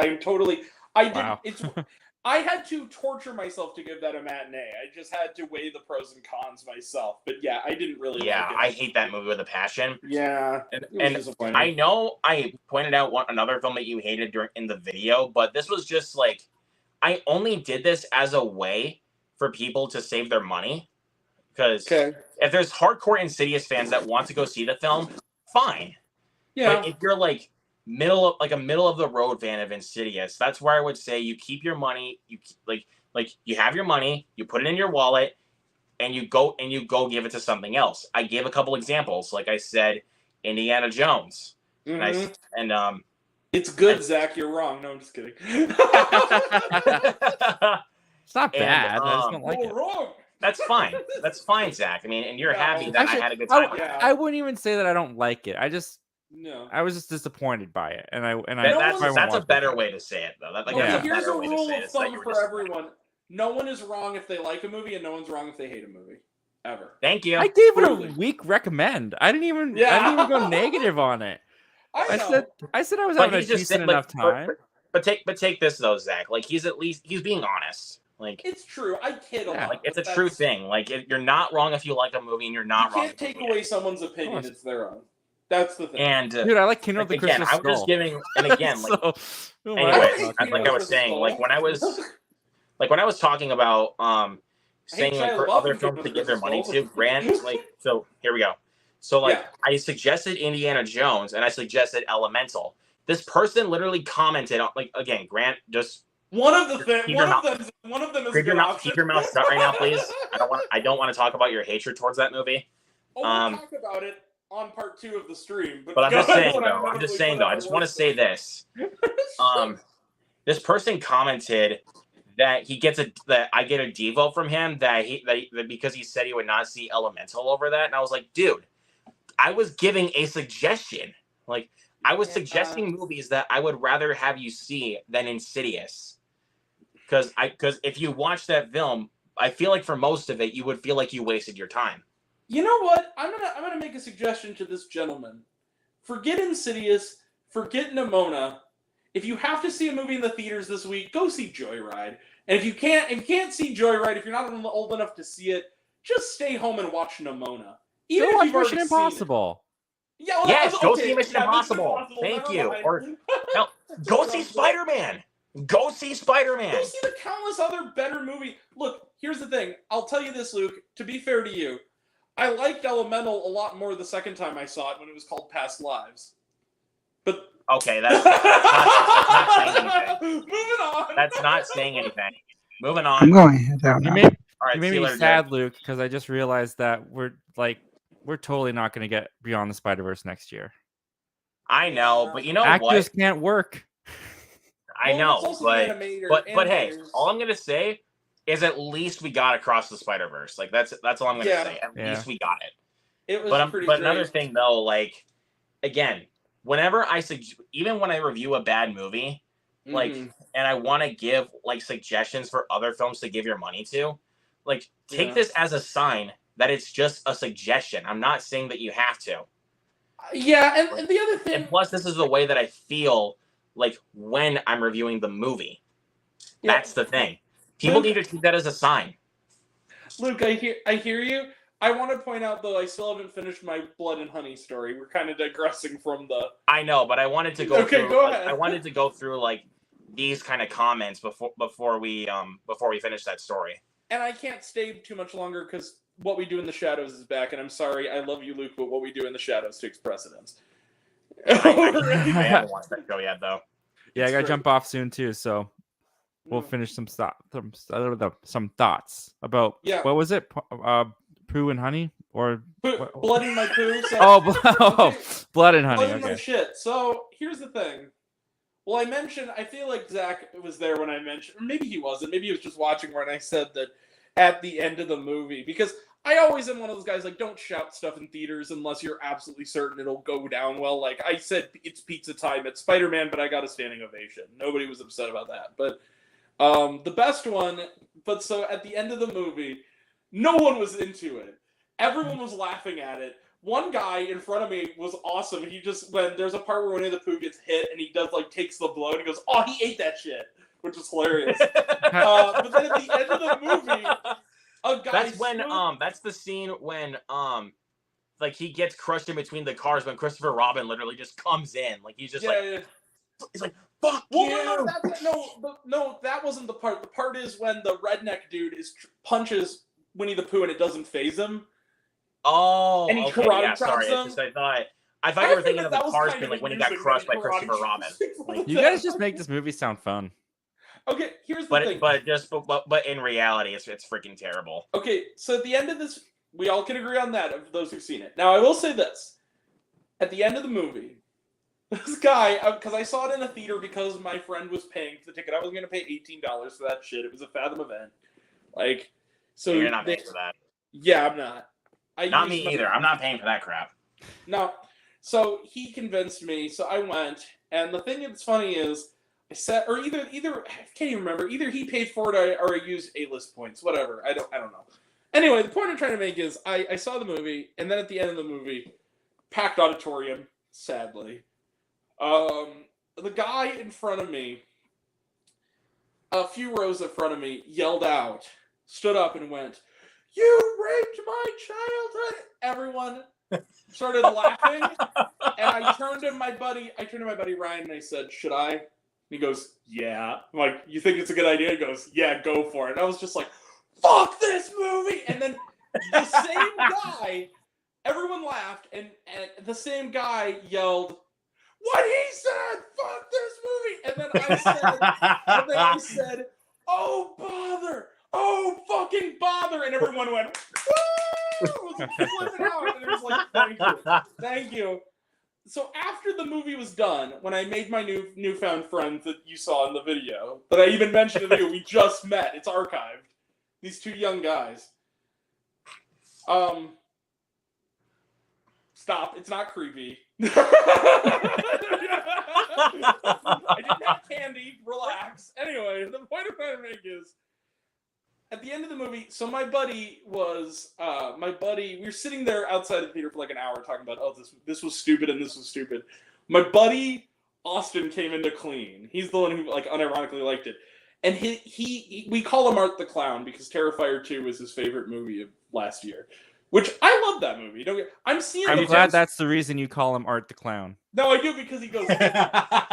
So, by the way, for those who don't know, Wednesday night, for one night only, Terrifier is getting a re-release via Fathom Events, the first one. So, I'm gonna go. So, if you're in the Edwardsville area and you want to run into me at a movie, 6 o'clock, Terrifier, you might see me. Anyway, rock on. So, he came in and did that like Art the Clown, like, and he just kind of poked his head in, and I just kind of looked scowling at him, and he just went, "Did you like it? It was awesome, wasn't it?" And I was just like, "Austin, go fuck yourself." And he goes, "Wow!" And I just said, "Here's my," and he goes, "You didn't like it?" And I just went, and he's like, "Wow!" And I said, "Just don't talk to me for a while. I need to take some deep breaths. Damn it, just don't." He kind of took that one to heart a little bit. Man, I went hard because at that point it was the wound was still fresh and he was throwing salt. I was like, I'm gonna calm down before we talk about this because I have things to say first. At least you said something though. That famous, it's now delisted, but you can find it if you look hard enough. The review that Brad Jones, the cinema snob, did when he saw Transformers: Dark of the Moon, like way back when, and it's like him first. He hated it so much, and it's him in the car, and like Jared Foyles is like, "I don't know, I thought the last hour was fun," and he's like smoking a cigarette, and he's just sitting in the front seat. He's just like, "I'm glad you liked it, Jared." He goes, "What did you think, man?" It goes, "That movie was like a giant fucking diseased wart on my fucking tape." And I just starts like smoking. That's how I felt going out. I was like, I literally, I'm not a violent guy. I'm not aggressive. I'm a lover, not a fighter. I said, "Dude, if you even tell me the movie's awesome again, I am quite tempted to slap you across the face. And I can go to jail for all I care." I was that angry. I was like, "You need to stop poking the bear." Because he's in his in the trap and he's pissed. You actually want to know something funny? What?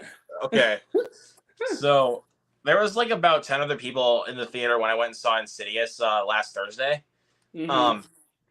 I actually got to sit next to one of my friends. It was unexpected because it's reserved seating. I love when that happens. I gotta say. Yeah, so we chatted for a little bit even before the movie started, and when the credit, I'm not even lying to you, when the credits started rolling for the film, I literally turned to him and I went, "That fucking sucked." Like, no. That's what I literally did. I turned to him and I was like, "Fuck this!" Like, oh, he left. Oh, yeah, but you insulted his movie. It's not good, dude. It's not good at all. Like, yeah. I was gonna say though, fuck a doodle do. I do not know what I'm thinking. Yes, I used to quote from Shaun of the Dead. That's awesome. Because I remember that quote so much. Like, that is one of my favorite quotes of the entire movie. Fuck a doodle do. And who doesn't love Shaun of the Dead? Oh, it's great. So good. Yeah, when they're throwing the vinyls, they're like, "Nope, oh my nope, god, nope. like Batman, keep it." Purple Rain, no. Son of the Times, definitely not. The Batman soundtrack, throw it. Yes. And then after that, they get basically frat paddles, and then they beat the zombies down. Yeah. Like that's fun. I gotta watch that movie again. It's been years. Yeah, you should watch that during the Halloween season. That'll be fun. That'll be a fun one. I mean, not like as a reaction, but I'm saying like, yeah, you know, just like if you need something to watch, like for the Halloween season, if you're bored, just throw that on. Yeah, that's a good one. I probably will. I'll watch. Yeah, that. I was gonna ask, did you get Scream 6 yet? Not yet. No, that came out yesterday. Yeah, it came out on Tuesday. What day is it today? It's Thursday. Holy crap! Oh, okay.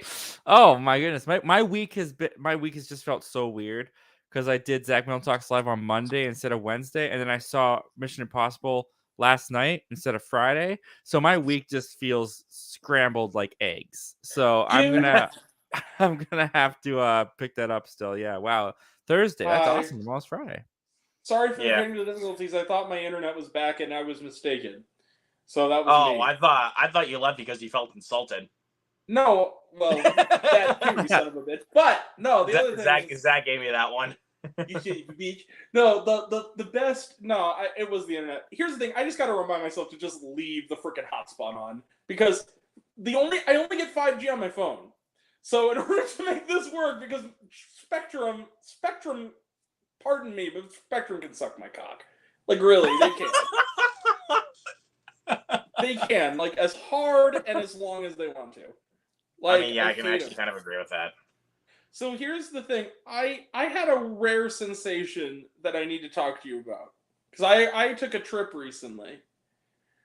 to Utah. I got to go to a premiere, which unfortunately is a movie that turned out was a bit problematic. I still think the film is good. I still think it's good. Not so nuts about the guy it's about anymore, but Yeah. So unfortunately, tainted memory a little bit. But I got to stay with family. I got to stay with my aunt, and I had the good pleasure of seeing 3 movies that are on my best of list, and seeing them with her, and seeing her like them as much as I did. And those are Past Lives, Everybody, and Nimona. She watched all 3 of them with me, and she loved them. And that made me so happy because she said, I never would have even heard of these movies if you weren't here. And that made me so happy. And she That's loved cool. them, and she's recommended them to everybody. So Yeah, but that's pretty cool when that happens. yeah, I was gonna ask Zach, like, if he has any, do you have any like funny stories like about like going to the movie theater? Like, is there like one that like sticks out to you that you think of as like a funny story? A funny story at the movie theater. My movie theater, I don't know, they're pretty uneventful a lot of the times, which is nice. I prefer them that way. I'm not asking for anything I know, else. but I'm just saying though. does it mean- We had some because- annoying girls during Little Mermaid. That was the most recent thing that I could Oh yeah, actually, speaking on that, I told this story before, but this guy that was sitting in my row, his daughter's laugh was so freaking annoying to a certain degree where it was like where I just kind of turned around and I said this quietly, because I did not want to speak aloud and then having her father just come in and beat my ass. Yeah. I just said, "Shut up," like. And then all of a sudden, not even kidding you, I think it was during the second act of the movie. It was It was during one of my favorite parts. I can't remember what it was though for some reason. His phone rang. I'm not even kidding you. He actually had the ringtone still on. He did not silence his phone. He didn't even bother to shut it down like I do. I hate those people. His phone, Just- I'm saying phone right rang, and he had the utmost guts to answer into the theater. I had a lady do that at Sonic too. She was right beside me. She She answered it. actually Yeah. answered her phone in Yeah, the we were in the theater? middle of the movie. I think it was when like Sonic and Tails were at like the cabin dancing or something. Yeah, And- the dance battle. One of my Yeah, favorite scenes. and her phone rang, and she was sitting right beside me, and she answers her phone. She goes, "Hello? No, I got time. I'm just at a movie. What's up?" And then they just had a conversation, Ew. and I was like, like during a movie that honestly would be better if you didn't have that annoying bitch sitting next to you. "Yeah." I mean, I didn't mind too much because like I wasn't the biggest fan of Sonic 2, just because not like I don't have any nostalgia to the product. Okay. But the best movie theater night that I can think of is Force Awakens. That was the most fun theater experience I've had because people were dressed up. There was cosplay, which never happens around here. There was one guy down at the front that had a big Darth Vader statue with a crown on it, and he was like chanting, That's "He will not be dethroned. He will not be dethroned." And there was someone next to him or whatever that was like, "Kylo Ren will win," and stuff. Like they were just having like this battle down there, and I was it was middle school, so I was just sitting there like, "Wow, this is And I've never experienced this. This is crazy." And speaking on that, I still remember that story you told me. Oh, the yeah, night and, before you saw at the live- Force Awakens. I don't think Grant knows the story. Well, I'm I- like You go ahead. I'm I'll like hear. Grant. I'm not a fighter like at all. Ooh. But it was Friday night. Force Awakens was coming out. It had already come out the previous night for like, Thursday preview showings or whatever. So I go to school the next day and I'm just like cannot wait for Force Awakens. Like the weekend comes, I'm gonna go see Force Awakens. I'm amped out of my mind. I go to the library and Out of all places, of by the all way. places, I go to the library and I think I don't know, I think it was lunchtime, it might have been. And I'm sitting at the one end of the room, and at the very back of the room are these kids, and one of them was he was pretty obnoxious, like he was one of those kids, and he had seen The Force Awakens last night, and he thought it'd be fun to spoil it for people, so he starts yelling out all these things about like Kylo Ren is Han Solo's son, and he goes and I Kylo would Ren have kicked him. and he goes, Kylo Ren freaking killed Han Solo. And I beeline it over to this kid, and I grab him by the like the Whoa! collar and the mouth, and I cover his Just mouth, listen. and I go, you shut up right now. And the librarian comes over, and he's like, whoa, fellas, what's going on? What is going on here? And I look at him and I go, he is spoiling The Force Awakens. And the librarian looks at me and looks at him and goes, oh, I'm on his side. You shut up. Yes! Like, and he was pointing at you, like, I'm on his side, right? Yeah. I'm on your Yeah, side, he was on too. my Good. side. And I was- Like, I'm on because your At side. first, when I heard And he that, I said, was "You like, shut is he up." pointing towards the kid that was spoiling the movie? No, But he then was I- pointing but to me, then I and he thought looked about at it, the I was kid like, no, and it's went, you. yeah, you It's like, shut you're the up. one that's like, and I was just like, yeah. So I had an opening night of Force Awakens story.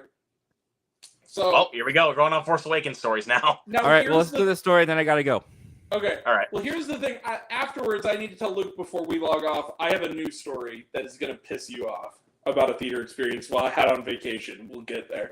But All first right. off, everyone knows my most I famous was just gonna say really quick though. After we get this story, Zach honestly needs to hear this because you haven't told me though, but just for funsies, we can do that. Funsies. Told him what? Told you what? You haven't told me that story though when you were out in Utah, like for. Oh no, I will. It's a quick story. It's just irritating. I know it's a quick story. That's the reason why I was trying to say like he can stick around if he Well, wants to. hear the story. everyone knows my famous story. The obnoxious kids at the quarters, the weird two couple of girls who made the sexy time sitting next to me at the Fablemans until I noticed them, and then they continued it in the bathroom. I've told you this story right on Thanksgiving night last year. And then the couple that had full-on sex when I went to see Hustlers, which was ridiculous. And I only caught them when the credits were rolling and they were finishing. Yeah, that happened. They were finishing what? They were The sexy finishing up? times. Like, They were finishing making babies. oh. In the Yeah, in the and, seats? like- They were in the seats? I was. In I the think it top was row, in the. they were Wasn't at the it bottom. like? Wasn't it like on like the? Wasn't it like on the side or something like that, or was it No, like what below the happened was is seats? that it's stadium seating, so I'm sitting in the top row like I do.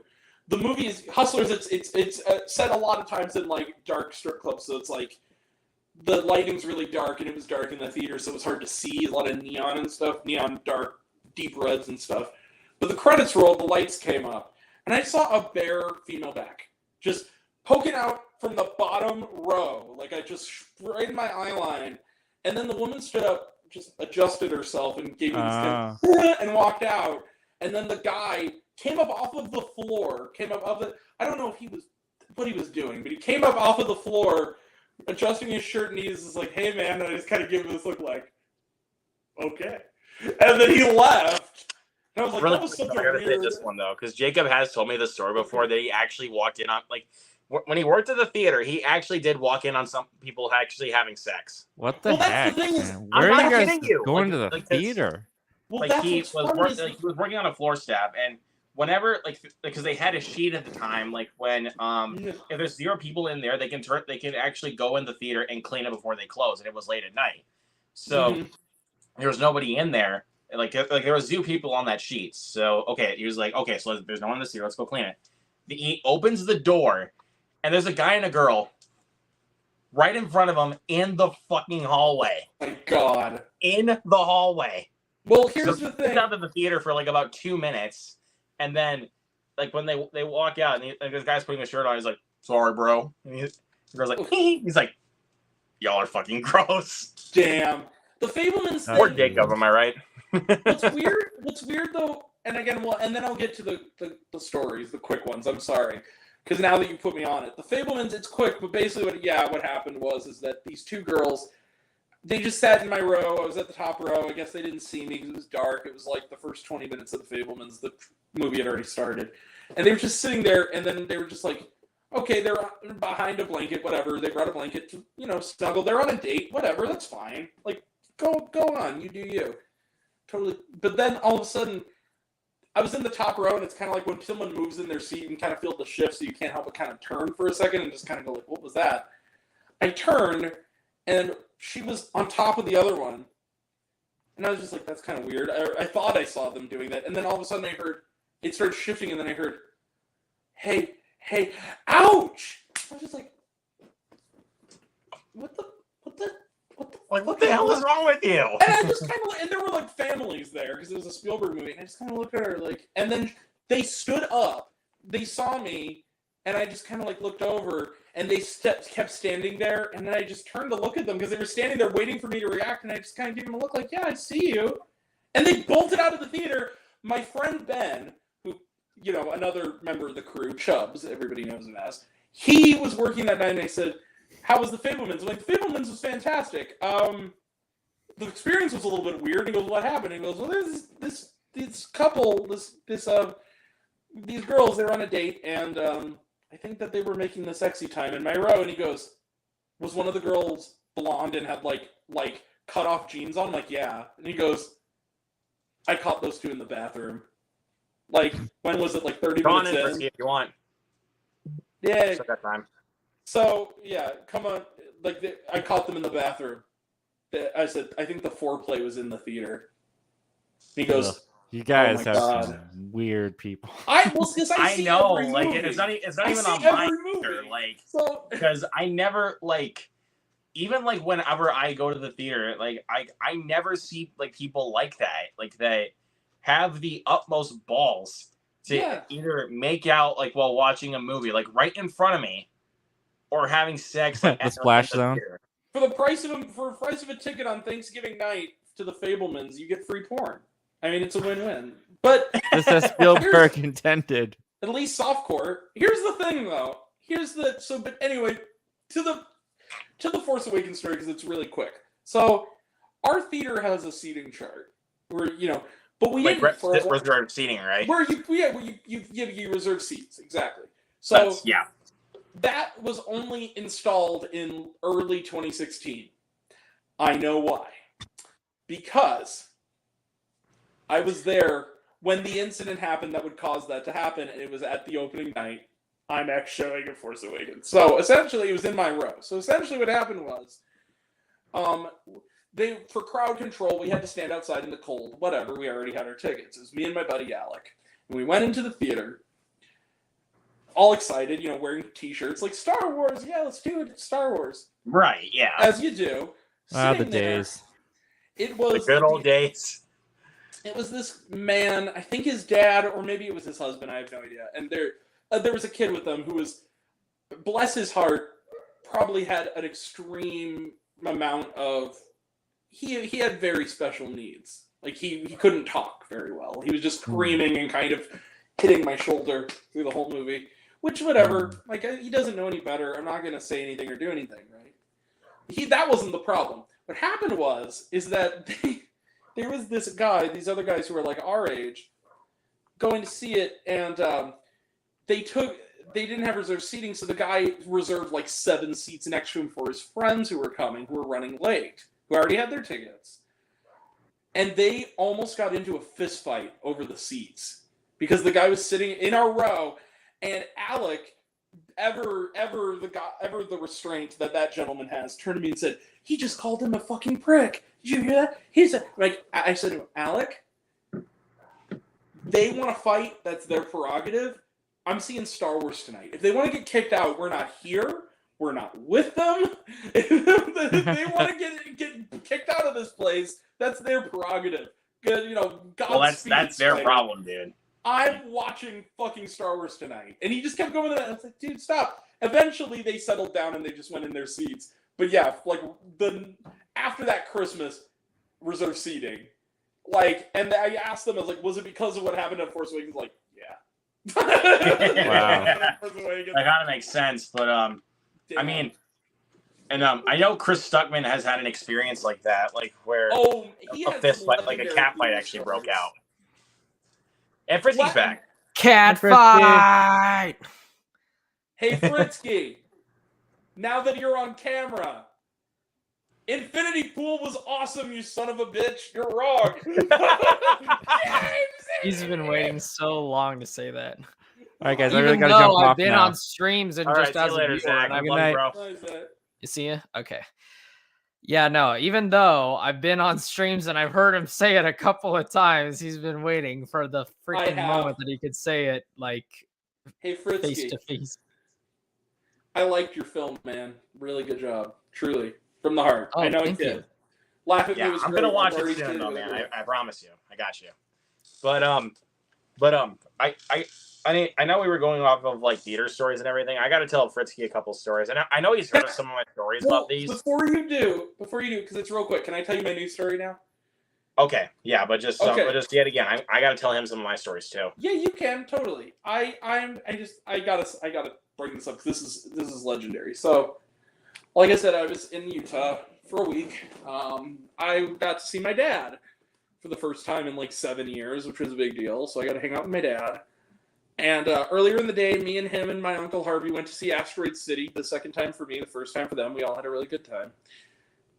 Then we saw Indiana Jones. Now what happened was my dad and I, both the first time for us, is like the opening night. Packed theater. I am someone who I will take it on the chin. If you talk, if you make noise, I'm just kind of and just don't do anything. I just sit because I don't like confrontation. I couldn't help myself. So when the movie was starting, okay, trailers are going on. They're talking. It's a bunch of 40-year-old women and men in a group talking. My Big Fat Greek Wedding 3 trailer comes on. They're like, Greek voodoo, ha ha, funny. Okay, they're talking. Maybe they'll stop when the movie starts. Disney logo appears. I've been so excited for this movie. Paramount logo appears. No. Opening credits start. They're not going to stop. And my dad turned to me and he was just like, are they still talking? And then finally, they get to the part where they take the thing off and you see young Indiana Jones. And like, and I say, shh. I just shush. I never shush. I broke my head. I'm like, don't ruin Indiana Jones for me. I was like, shh. And then 10 minutes later, still talking. And then I went, shh. Just like with the finger. Just shh. And then I heard the guy, he came in real close to me, one of the guy directly behind me, and just right in my earline, he goes, oh, fuck off. Went back to his seat. Really? They talked the rest of the fucking movie. Even as the credits were rolling, I couldn't hear the John Williams music because they were talking as loud as they could walking out. And I turned to the other people in the row and I was like, those people were really fucking obnoxious, weren't they? And they were like, yep. I hated them. And then the part where the bugs... Remember the part where like the bugs are all over... It's not a spoiler. Phoebe Waller-Bridge where there's like bugs crawling on her? When she's in the temple. You saw Indiana Jones, right? I did, yes. You know, where they have like the bugs, right? The bugs are on all. The woman behind me goes, and I quote, no, shit, fuck that, no. At the exact volume I'm speaking. In a movie theater packed with people. No. No. The whole scene. Here's my thing though. Like, I don't say that kind of shit in a movie theater. Like, if I'm reacting to something like that, while I'm in the theater, quick, I either do that in my inside voice, like this kind of voice, like the way I'm like right now, like this, right? You know. And sometimes, like if it's a really packed theater, like it was for me with Scream 6, yeah, I had permission for that because of the crowd to actually react as loud as I could. Like, here's what I will say is that, okay, I'm not a fool. I understand that everybody sometimes will utter something in a movie. Like, okay, you see something cool in a movie. Like, say, when I first saw Kick-Ass and they have the fight scene with Hit Girl in the hallway. I said both times, holy shit. And I stopped talking. I'm talking about people who go, holy shit, and then go, holy shit. You know, that's really interesting. And I'll also explain to you why this performance was so good. You know, up to this point in the movie, shut up! That's what I was doing. Even when I say those kinds of things in the movie, I mean that in a good way. Like, right. Especially example, like with Mission Impossible, like when I know I've seen this stunt numerous times, but even still, when I watch this in the theater, when Tom Cruise goes off that 5,000-foot cliff off of a motorcycle, I just go, holy shit. Well, I got a laugh from my audience. When the train scene ends, that's all I'll say. I'm not going to say what happens, but when the train scene ends, you know what I'm talking about. When they finally get onto the people who are on solid ground again. I said out loud, oh, cool. Now get off the goddamn train. I said it out loud, and people laughed, and then I stopped talking. because I understand that there's etiquette that you need to do, but people liked it because it was quick. It was a reaction. That's fine. It's when you go talk and talk and talk. If I said, now get off the goddamn train. Get off the goddamn train, and then get in your car and leave and never do this again. No part 2. We're going to shut up. Okay, but that would be That's kind of when funny I wanna though. say That it. one would be a little funny. Honestly, that would. But then if it was again, though, exactly how I was saying Ricky, it, maybe. logically thinking about this, that would still be kind of annoying. Like, There is there are 2 types of movies I think it's appropriate to talk the whole way through. Well, first off, a bad movie. Especially if you're the only ones in the theater, you and your group of friends. I feel like that's justified. well, That's The just double or conspiracy. especially if you're the only one in the theater, like I was for Bros and Evil Dead the second time. Like I was. But the only those were person in good the theater. movies, though. Those were good movies. Yeah, and I that's actually what I'm saying. had the right to either laugh as loud as I wanted to, or Yeah. actually be like, "Fuck," as much as I wanted to. You know how much you hated the double conspiracy? I would have hated it so much more if it wasn't just me and my 2 most smartassy friends. And we're the only ones in the But theater. I was alone watching it, so I that's know. why I hated it. You're doing it wrong with that movie. That's a movie you don't watch by yourself. So sober Well, and I with friends. thought it would be also be funny watching it by myself, but then I was wrong. So Yeah, it's not. But here's the thing. but then again, though, even if I was forced to watch it with friends, I'm not doing it.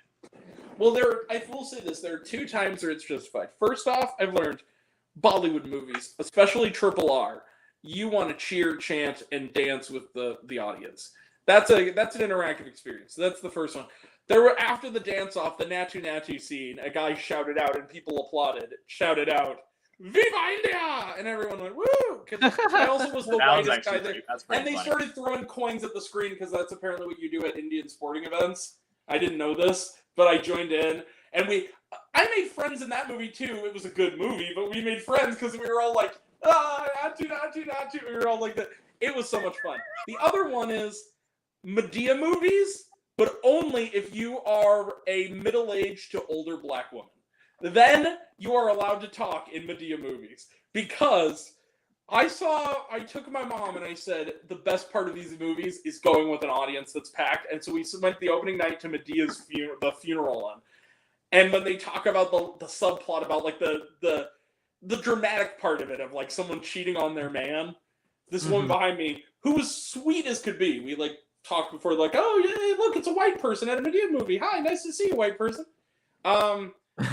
Yeah, basically, I mean that's the cadences, but Well, I mean, like that's kind It of is funny. kinda But at the same strange. time, just like hearing that from somebody, that's a little awkward. Like, well, let's put it this way: at RRR, I got a lot of looks like, "Why is that white guy in here?" Every time I see Bollywood movies, there's always one guy going like, "You didn't mind reading the subtitles, right?" I'm like, "No," because I'm a white guy. They're no. super nice. But here's the But thing that's funny. So when but yeah. the cheating was happening, someone said out loud. The woman behind me went, "Treacherous." That made my night. That made my. Also, kids are allowed to, especially if you're seeing a bad movie. When I went to see Knights of the Zodiac, okay, so there was a family in front of me. Not There was mind like a that shit. 9-year-old. It is shit, but it's the I know, best kind but of no, shit. like I was saying, It's I'm awesome not buying shit. that because it also came out this week on Blu-ray. Like the same I wanna week buy it. as like 4 movies that I know are like 5-star movies for you. Like We need. Scream 6, Margaret, Sisu, and Boa's Afraid. All of which I loved. That's what I'm saying. So Well, here's why the buy thing, a piece of Knights of the shit like Zodiac- that when you have 4 clearly incredible movies like right in front of you? Here's the thing, though, Luke. Fair Okay, enough. sorry I went off on that tangent, but just Fair keep going. enough. But I have to say this. I gave Knights of the Zodiac 1 star. Anyone who knows my channel knows that the 1 star is basically as good as a 5-star, but it's a 1 star on an objective basis. If you're talking No. entertainment value, so bad it's great is 1 star. So like Knights of the so here's my Zodiac. thing. So here's the thing though, like so you gave the Invitation and Halloween Ends 1 star. So you feel like that with Knights of the Zodiac and Devil Conspiracy, Okay. right? Actually, I gave the Invitation 1.5 stars. I thought So- you gave that 1. No, I'm pretty sure I gave it 1.5. If not, I'll change it. No, Because no, bro. Like last time I checked, I saw you give it a 1. Let me look it up. I'll look it up on Letterboxd.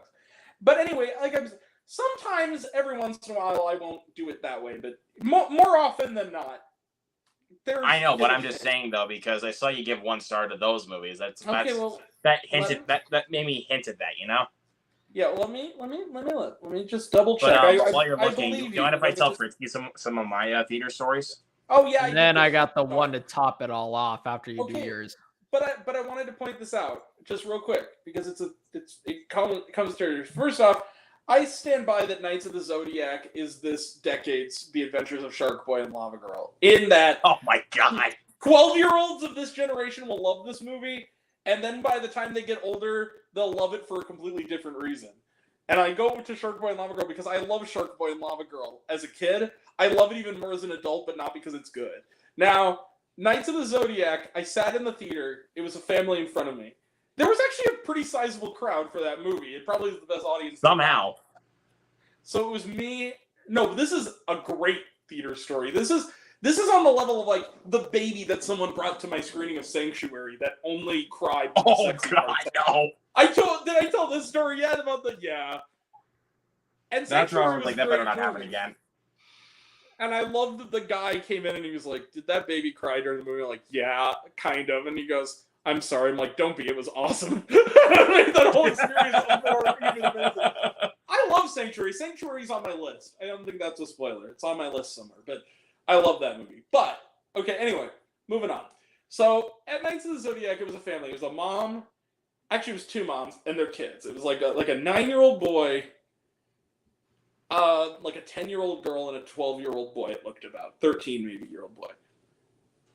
That age range. The 9-year-old kid was into it.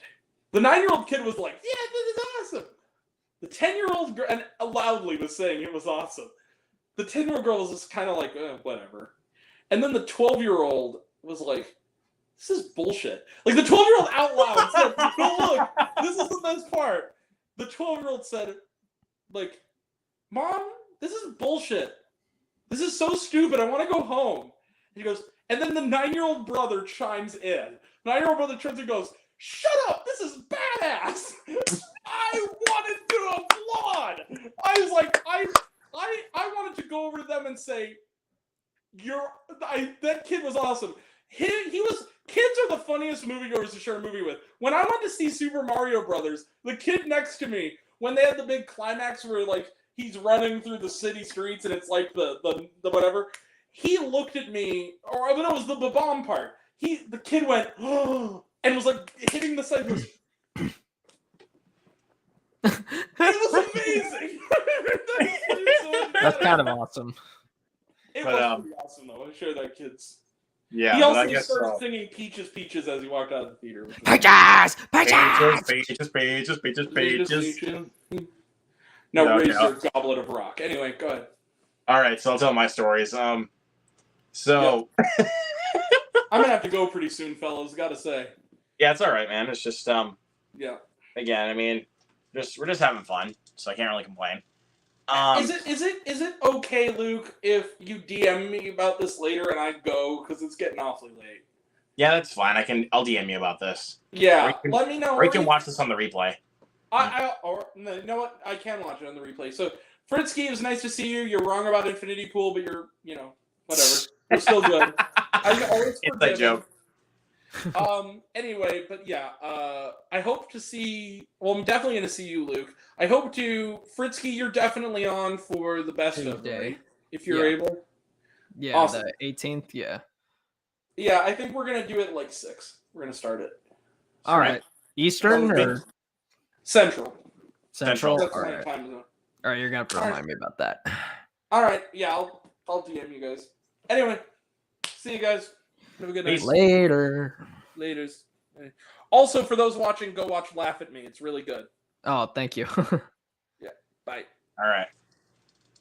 All right, so yeah, keep going. So yeah, I wanted to tell you a couple stories about some theater experiences. Okay. So, there's I'll take a couple from this year to be exact for you. Okay. So it was during Ant-Man and the Wasp: Quantumania. It was the first time I saw it. It was my first run. I went opening night to go see it. we have this like bank commercial before they get through like the Sony Digital Cinema stuff and the instructions before the preview start and everything. Yeah. When because they don't do this anymore for mine, but they did the question like, where do you bank? This person behind us or someone in front of us yelled this out. I'm not even kidding you. He yelled, Wells Fargo. He actually yelled that out, and I was just like, really? Like I thought to myself, really, cocksucker? Like, Oh my god. like, I'm not even kidding you. He actually yelled that out. Oh my god. You had to freaking like roll your eyes, but kind of halfway, kind of somewhat giggle at the same time. It's so In my freaking head, I was stupid. laughing. Oh my god. But Wells Fargo. But on the outside, I was just You're like, oh my gosh. I was just like, really, bitch? Like, anyways, so yeah, but I'm not gonna lie, that's actually kind of funny. It is pretty freaking funny. Really kind of stupid, but it is funny. Yeah, he had the somewhat guts just to say that. Yeah. Oh yeah, and it was also, and speaking on MCU, also the first time I saw Wakanda Forever, I went by myself because then I wanted to see how good it was before I took my best friend to go see it. It was this guy that I saw him go down the stairs to go down to the to go out to the lobby or maybe to go to the bathroom or something. I have no fucking idea what audiences do these days. Right. First, like, people were laughing at this. I'm not even joking you. Like, I kind of laughed at it too, just a little bit, but at the same time, I was like, really? You had to do that? He actually yelled out, Wakanda Forever! Oh my gosh. Like, he actually yelled it out, and I was just like Wakanda inside Forever. I was getting a laugh, but on the outside, I was just like, really? You're like, come on. Like, don't yell that. Like, for Scream 6, I know I've told this story numerous times because, I mean, this was like one of, if not the best theater experience I've had so far this year because it was such an awesome experience to see it with a crowd. Like, that's the best way to watch that film in theaters is with a crowd. Like, Yeah. because it was a great experience. People were cheering. We were screaming when we needed to. No pun intended, actually. Yeah, like, it was an awesome experience. When it came to the finale, I think it was during the reveals of who the killers are. Like, Yeah. when the third killer showed up, and this is not a spoiler because like, the only way I would be spoiling it if I actually told you who the killers were. Yeah. That's the way I'd be spoiling it. But if I said there was 3 killers, that's a semi-spoiler, but it's not really spoiling much because I'm just Not saying gonna get the specifics. Yeah, I'm being more specific on this. A lot of us in this theater literally screamed this. I'm not even kidding you. We said, "There's 3?" Like, we all screamed that out. Like, we all screamed that out loud, and I was just like, I mean, I screamed that myself too. Like, because I was that had to be funny. Because I was so shocked to a point where I was like, they actually are doing 3? And I think, I mean, I think I did say this when it came to the third killer reveal on who it was. I was just like when it revealed who it was, I was just like, I think I did this, but I don't remember doing it. I was just like, you were dead. Like, seriously, and you know which one I'm talking about. Oh yeah, of course. I was just like, you were dead. Speaking of which, I really am looking forward to what's it called? The watch along. The watch along, yeah. That's and I think I'll be able to pick it up tomorrow. Yeah. So, and depending on what's going on Monday, because it's my dad's birthday. But again, I don't know what's going on yet. That's the reason why I set it for 8:00 on Monday. Yeah, just in case if there's something else going on, because I still want to be able to get the gang in together. Yeah. So, and and that's not the one we've gone to the latest though, because we had to do Multiverse of Madness at like 8:15 because Right. because of a delay, because we had a delay on like a pizza order, like at Casey's for some reason. Okay. So that's why it took so long for me to get home. Like I Yeah. was off work at 6, and then we got to go visit my grandparents for a second. And I Yeah. was like, well, we need to go home, and then we ordered pizza from Casey's, and then it took like at least a half hour. Oh, damn, really? Yeah, it took like at least a half hour. So I texted you and Zach to be like, yeah, can you guys? I'm gonna delay the stream for a little bit. Is it okay if you guys wait?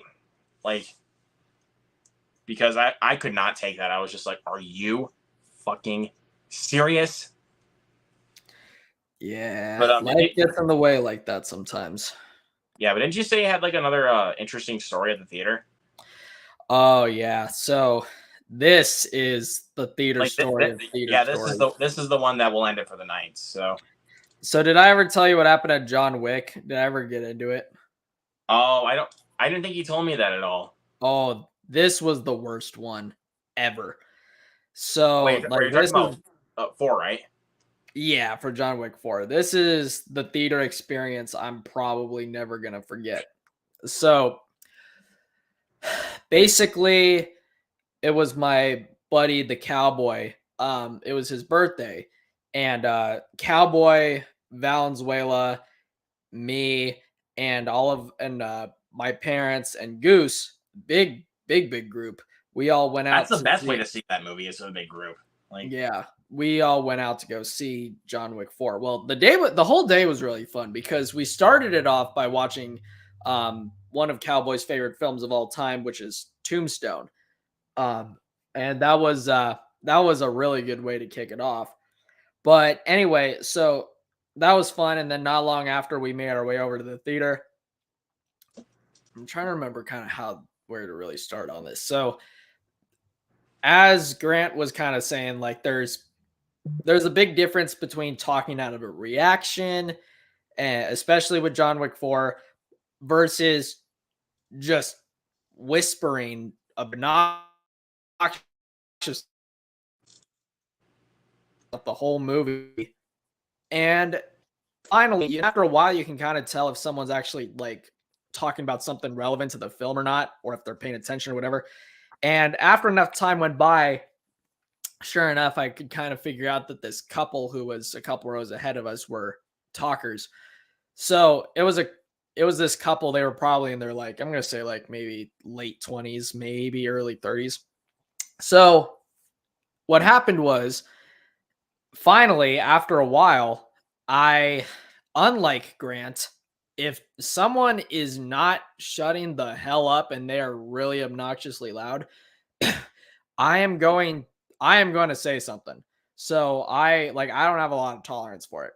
So, and I by the way, if Grant is catching this on replay, I did not mean that as a jab. I just mean that, like, yeah, you know what I mean. Yeah,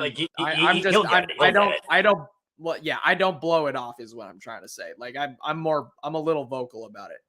So anyway, that being said, what happened was I get up and I tap their chair and I say, I tell them, I say, hey, excuse me. I say, that we're trying to, enjoy the movie and you guys are like, the volume's just a little loud. Would you mind like maybe lowering it some or whatever? And I'm trying to word it and say it the nicest way I can, because I also don't like confrontation and I don't like getting into fights. Like I wasn't going to be like, listen, bitches, shut the hell up. Like I'm not going to I'm not going to be like that. So like I was trying to like word it the best way I could. Well, anyway, so a couple minutes go by and there was nothing, but not long later, like 10 minutes, well, actually I say not long, but kind of too long, 10 minutes later or something, the woman comes up and she says, excuse me, but and we're in the back corner. That's kind of where we like to sit. She's like, excuse me, but did you just tell us to be quiet? And I said, well, the volume is just a little bit loud. If you could maybe lower it some. Yeah. And she goes, Well, you must think you're real fucking cute, she tells me. Why don't you just go ahead and tell the whole theater that? Everyone else is talking and chatting and reacting and whatever. Why don't you just go ahead and tell every single person in this whole fucking theater? And then she runs down like the steps back to her seat, and she flies back in her chair acting like she just won the Olympics. And she tells her boyfriend or whatever he is, she says, I just told that fucking kid he can like fuck off, go fuck himself, whatever. I'm like, oh my gosh. So, I mean, obviously, I totally heard her because she was super loud when she said it. Like, she was so proud of herself. I'm like, oh, whoop-de-doo. You want a freaking cookie? Like, big deal. You just told like, it's like, okay, I'm at least 10 years younger than you, and you think you're so cool that you told me off. Oh boy, go you, I guess. Well, anyway, what happened was then it doesn't end there. I noticed throughout the film, she was getting up and down and leaving the theater like multiple times. Like, and she would like run down the steps like in a fury.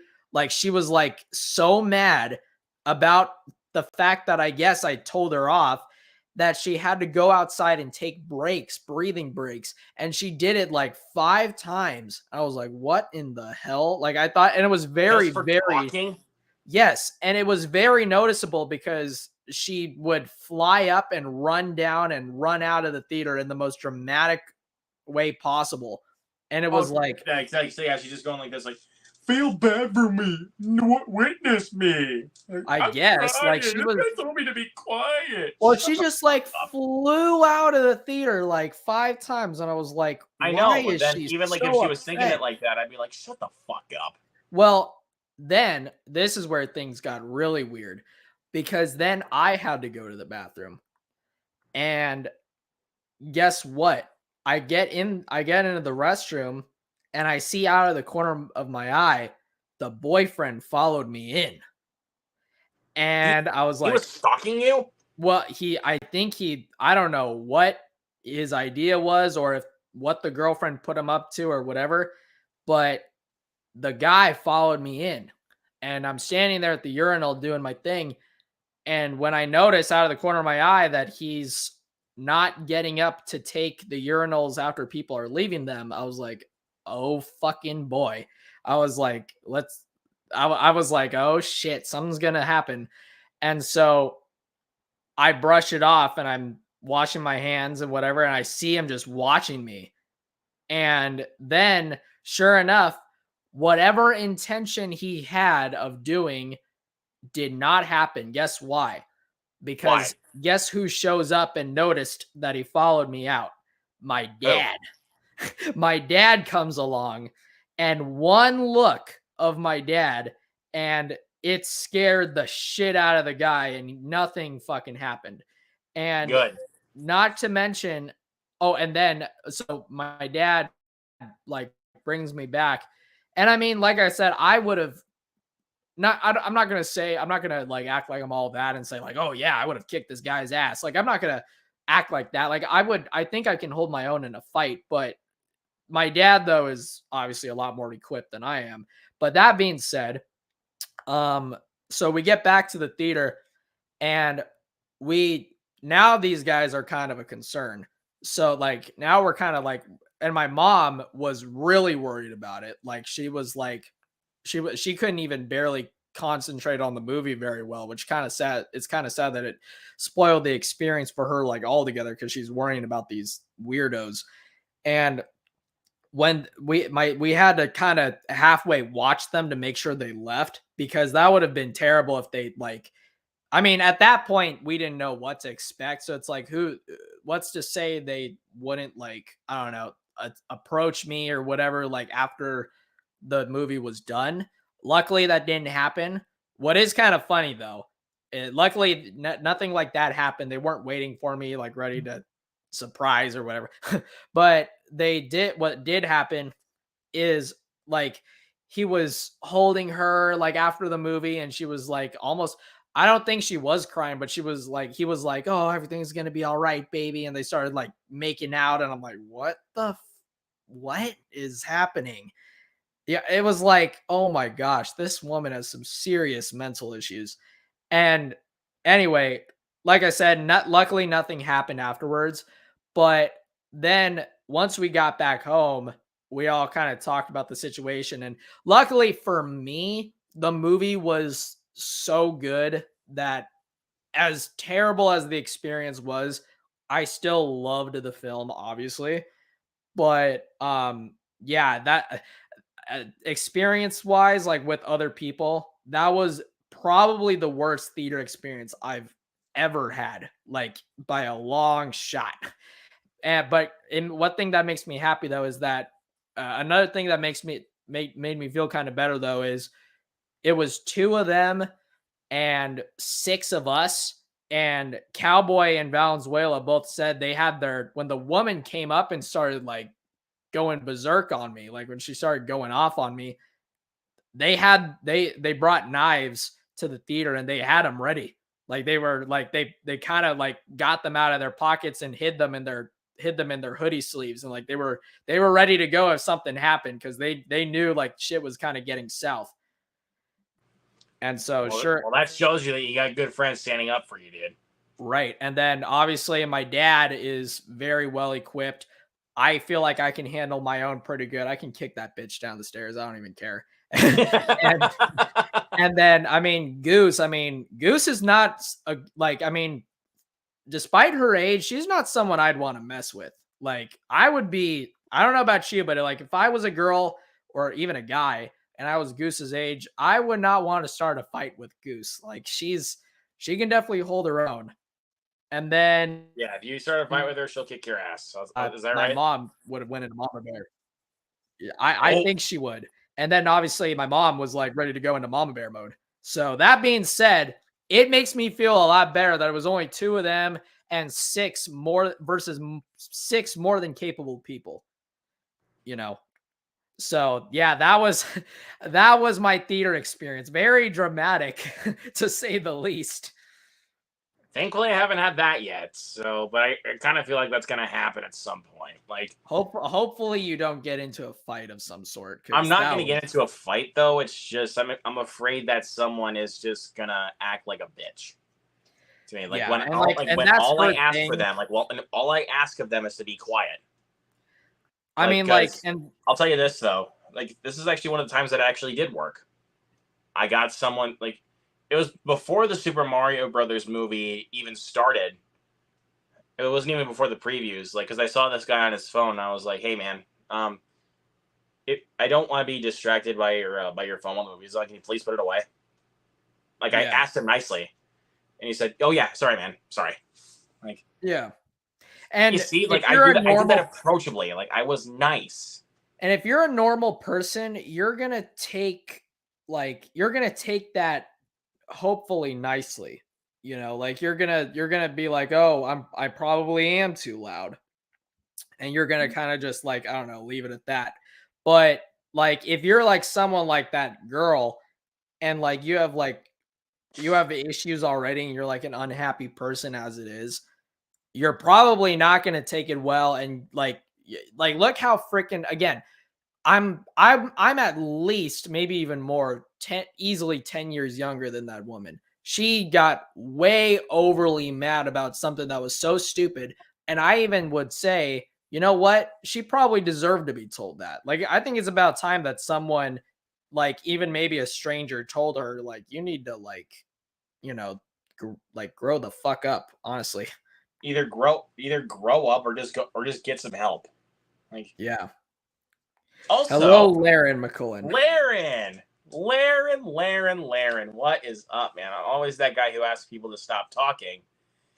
Laren, I salute you. You are saving the theaters, my friend. You are a good man, so I salute you, Laren. Good man.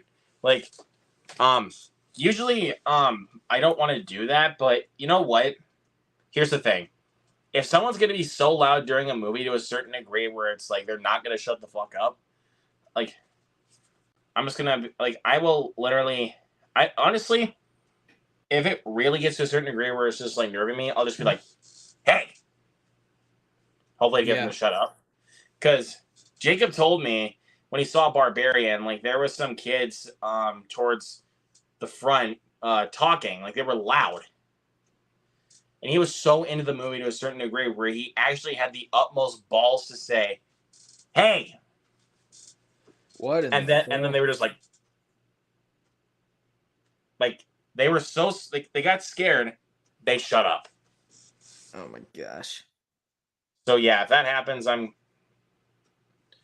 like, honestly, like when I know I told you the story about the guy answering the phone like in the theater when I watched The Little Mermaid. I know I told you Yeah. that story before. There was a part of me that wanted to get up, go to him, grab his phone, and break it in front of him. Because I was just like, are you fucking serious? We were watching a movie here. Yeah. If you're gonna answer the phone, go in the hallway. I've had people But then, do that. at the same time, I'd be too. but then at the same time, people would be recording and be like, "Oh, this guy's a dick," you know. Yeah. But clearly, I was standing up for myself because it's like, guys, we're in a theater and we're watching a movie. Okay, sorry about that. I had to go on for a little tangent. No, you're good. But before we go, I want to ask you, is there any chance that maybe not next episode if you already have somebody in mind, but maybe like next episode or whatever, could I be on Moviegoers Live? Actually, I actually do not have anybody lined up. Oh, really? I've been trying to reach out to some people, but people have been busy, so I haven't been able to get anybody. So Oh, really? I think now you're going to be my next person on the show. Oh, shit. It's going to be wild, man. It's going to be wild. Sounds like a good one. Exactly, because I mean, obviously we've asked a lot of questions to each other before, even during watch-alongs. But even if people still don't remember some of the things that we talked about, I can still ask those questions again. Like, and a lot of people have been new to. I mean, like, consider how many people have been like new to the channel, like who are very new since, like, say, Jackass or whatever. Like, I mean, that was a long time ago. Like, I'm sure there's a lot of people who haven't seen a lot of the replays. So, or even especially for some of our latest ones that we've been doing, like, yeah, like especially like with the Scream movies, or even like the Black Phone or Puss in Boots, anything like that. So, I mean, yeah, I would definitely want to ask some of those questions because, I mean, and also maybe sometime soon. I actually want to tell you sometime soon that I actually want to do a live stream about a rant on annoying moviegoers that Chris Sugman has done. Mm-hmm.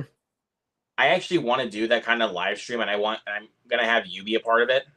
Oh, okay. Because I mean, because about that story you told me, I was like, maybe he has a couple more up his sleeve. So, I mean, I definitely have some up my sleeve because I mean, I go to movies all the time, man. Like, yeah. What up, Sully Streams? Hey, Sully. I'll also collabed with him on my channel about a month ago. So, hey, Sully. Says loving that Night House poster. Yeah, thank you, man. That is a good poster. That movie does have a great poster. I need to rewatch that film, dude. Yes, you do. Yes, you do. You're probably just weren't in the right mood at the time. I think I don't think I was. I think I was too tired or whatever. Or maybe I was even expecting something else, and when it was very different, I was like a little too caught off guard or whatever. But anyway, but the next thing I would really like to do, I know we talked about because now I kind of am getting to the point where I can make videos again, like because I just kind of have, I don't know, life more in order now. Because as you know, like just with filming the short film, like life was like way too hectic to be recording. I didn't make a lot of videos, but I think what I want to do, I still want to do, I mean, solo wise, I still need to finish up the Paul Thomas Anderson ranking, and that can come out soon, as soon as I'm done. I need to do, but so there's that. And I want to do a couple more music related videos, but I think what I really would like to do is I want to do that top 5 horror films video with you and Zach still that we talked about a long time ago. I still want to do that. I think that would be a lot of fun. And then the other one I want to do, I really would like to do. I don't know. Let me know if you think this would be a good one to maybe do with you and like maybe one other person. But I would like to do a top 10 favorite filmmakers of all time video. You know what? That actually be something I would like to do.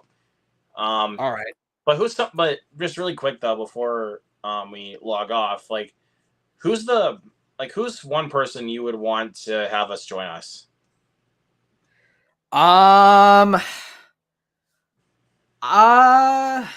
You know who would be fun, because I still am starting to get to know him still. Zack Attack would be kind of cool. I think he could be a Zack Attack Reviews, dude. Yep, one of my good buddies.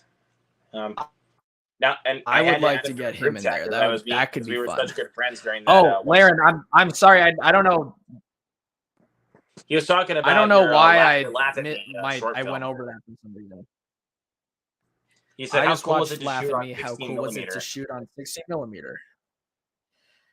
Yeah, so shooting on 16 millimeter. So it was a very, what's the best word to use it?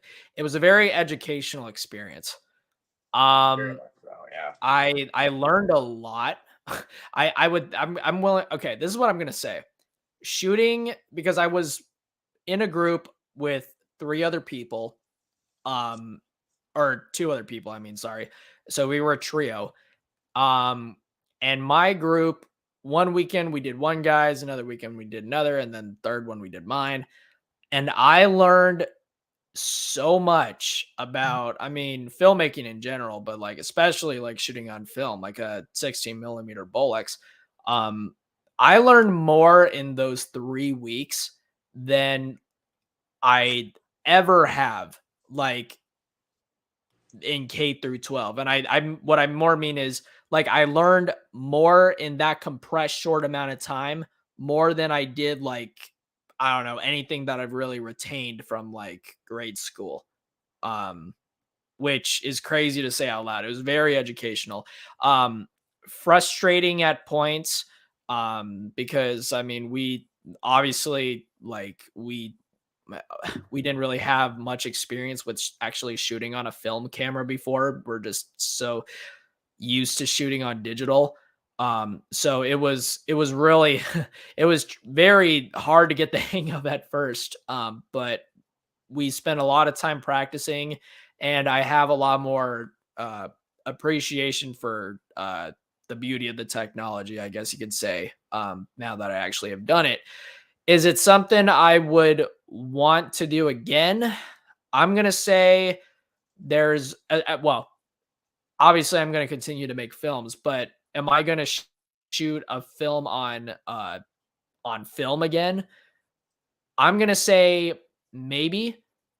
The only reason I could really see myself going to do it again is if I came up with an idea where I feel like just the aesthetic of shooting on film was necessary. Like if I wanted to do like a grindhouse kind of film, like a Death Proof type of thing, if I wanted to make some sort of really grainy, really raw, really, I don't know, over the top, edgy film, I would get back into shooting on film once again. But until then, I think just learning through experience, I think I've figured out that digital is the route for me. No dissing to people out there like Tarantino where they think that shooting on film is the only way to go. Like I completely respect that opinion and take, and there's reason to believe that. But for me, at least, and so do I. Thank you.